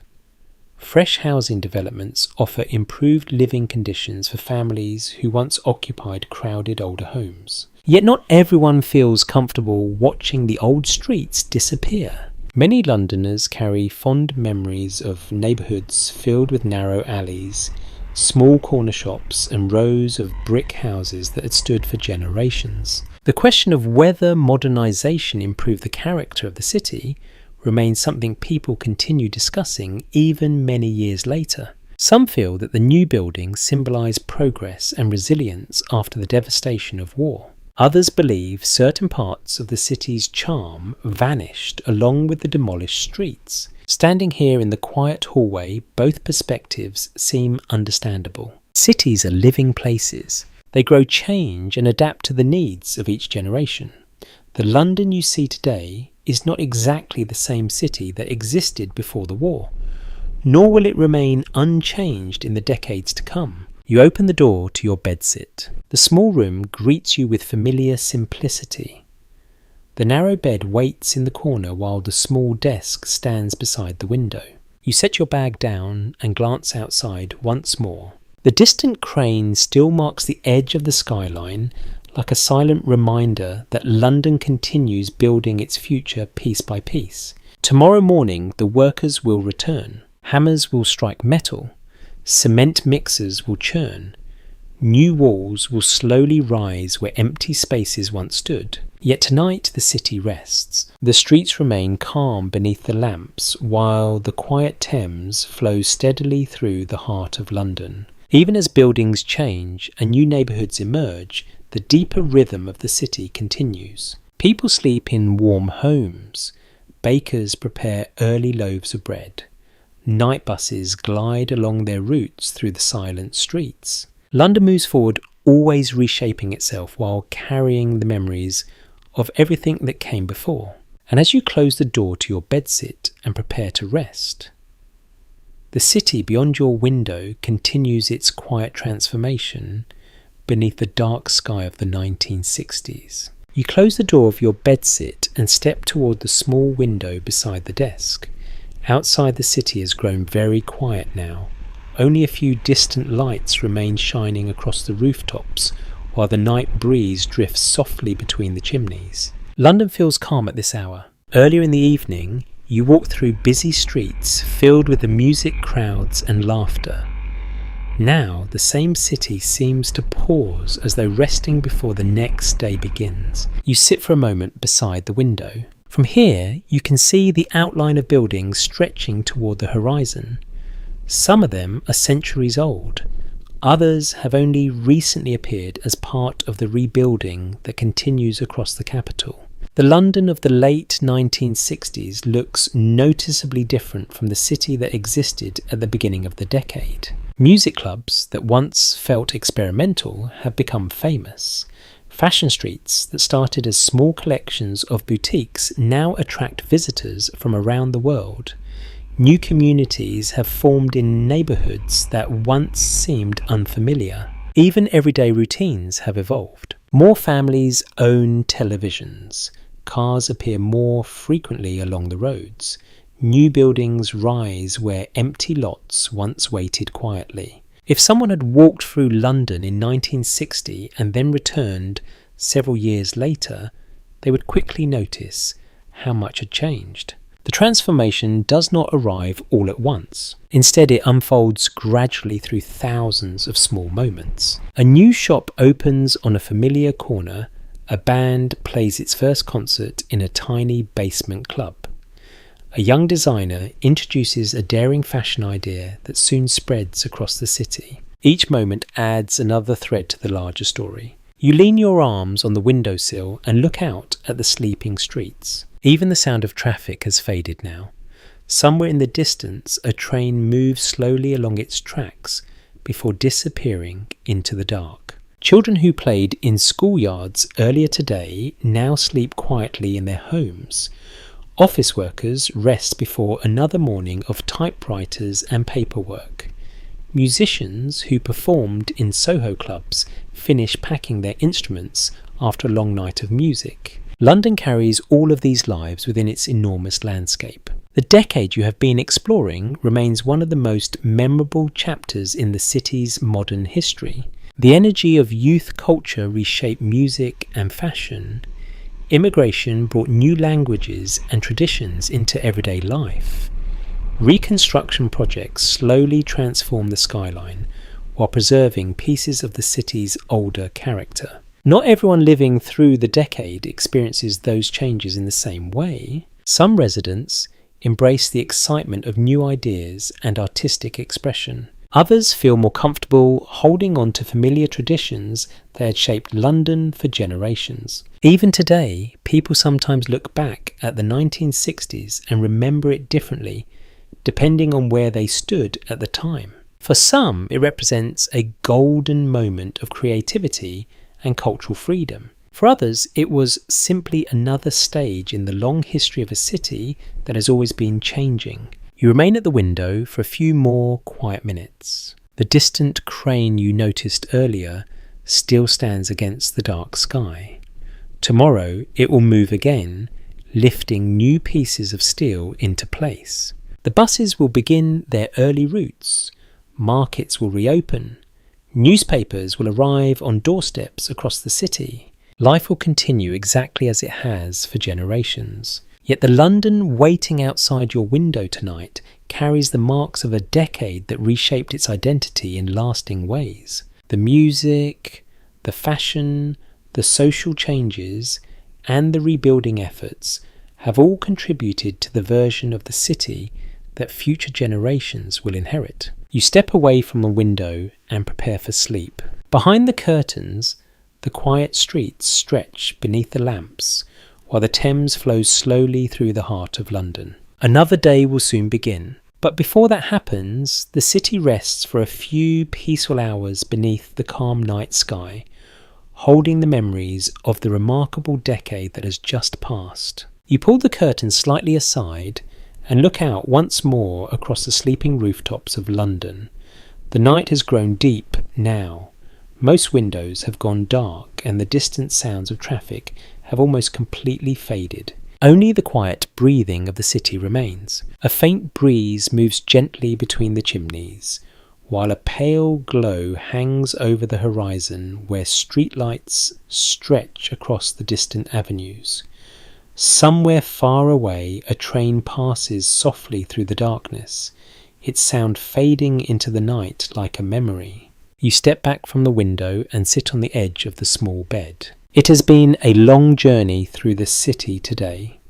From the foggy morning beside the Thames to the busy underground platforms, from crowded markets and lively music clubs to peaceful residential streets where televisions flicker behind curtains. Each moment revealed a small piece of what life felt like in London during the 1960s. The city you explored is not defined by a single story. It is shaped by millions of ordinary lives unfolding quietly each day. Office clerks tapping steadily on typewriters, while afternoon light drifts through the windows. Dock workers guiding crates from ships along the Thames. Shopkeepers arranging fruit beneath the lantern glow of evening markets. Young musicians tuning guitars in basement clubs, while new songs echo through Soho streets. Families gathering around television sets in small living rooms. Children racing across schoolyards before the bell calls them back to their lessons. All of these scenes form the living fabric of the city. Even the quieter corners hold their own stories. The tower blocks, rising where bomb sites once stood. The night buses carrying workers through nearly empty streets. The cafés where students debate art, politics and music long after midnight. London continues evolving through each of these small moments. The decade you have just wandered through is remembered by many people as a time of remarkable energy and change. Fashion grows bolder. Music reaches audiences across the world. New ideas about culture and identity begin shaping the lives of younger generations. Yet beneath those dramatic headlines, the everyday routines of the city remain surprisingly steady. People still gather in pubs after work. Families still prepare Sunday meals in warm kitchens. Church bells still ring across neighbourhoods on quiet mornings. The deeper rhythm of London moves forward without interruption. Even now, as the night settles peacefully outside your window, thousands of small routines continue across the city. A baker begins preparing the first loaves of bread for tomorrow's customers. A nurse walks quietly along the hospital corridor during the late shift. A newspaper printer adjusts the heavy machines that will produce the morning edition. Each person plays a part in the vast living system that keeps London alive. You stretch back against the pillow and allow your thoughts to drift slowly. The lights outside blur softly through the curtain as the city continues its quiet rest beneath the dark sky. In a few hours, The earliest buses will begin their routes once again. Market vendors will unlock their stalls. Office doors will open as workers step inside carrying briefcases and fresh cups of tea. The familiar rhythm will begin again, but for now the streets remain calm. The Thames flows gently through the centre of the city, reflecting the dim glow of bridges and towers. The cranes on distant building sites stand motionless while the skyline waits for the next morning's work to begin. London rests, and as you settle deeper into the quiet of the room, the memory of your long walk through the 1960s slowly fades into a peaceful stillness. The music clubs grow silent, the markets close their shutters, the last bus disappears down an empty road. All that remains is the calm breathing of the city beneath the night sky. So now the journey gently comes to an end. Let the quiet streets of London drift softly through your thoughts as sleep slowly arrives. And somewhere beyond the rooftops, the city waits patiently for another dawn to begin its endless story once again. The night grows even softer now. The sounds outside become distant and gentle, almost like the slow rhythm of waves along a quiet shore. London continues resting beneath the pale glow of its lamps, while the sky above begins its long journey toward morning. You imagine the first hints of dawn appearing far beyond the horizon. Soon the darkness will begin to lift. Bakers will open their ovens. Newspaper vendors will prepare their stacks of fresh headlines. The early trains will glide quietly through the underground tunnels. Yet for this peaceful moment, the city remains still. The rooftops hold their silence. The river moves slowly through the heart of London. Windows stay dark while families sleep inside warm homes. There is comfort in knowing that cities like people need these quiet hours. Moments when the noise fades and the world becomes calm enough for rest. You breathe slowly and allow the images of the evening to soften. The bright lights of Soho, the laughter inside the pub, the calm river beneath the bridge, the quiet streets leading back to your small room. All of it becomes part of a gentle memory. Outside London waits patiently for morning. Inside the room grows peaceful and warm. And as sleep finally arrives, the city fades softly into the background like a distant lullaby carried on the night air. Sweet dreams.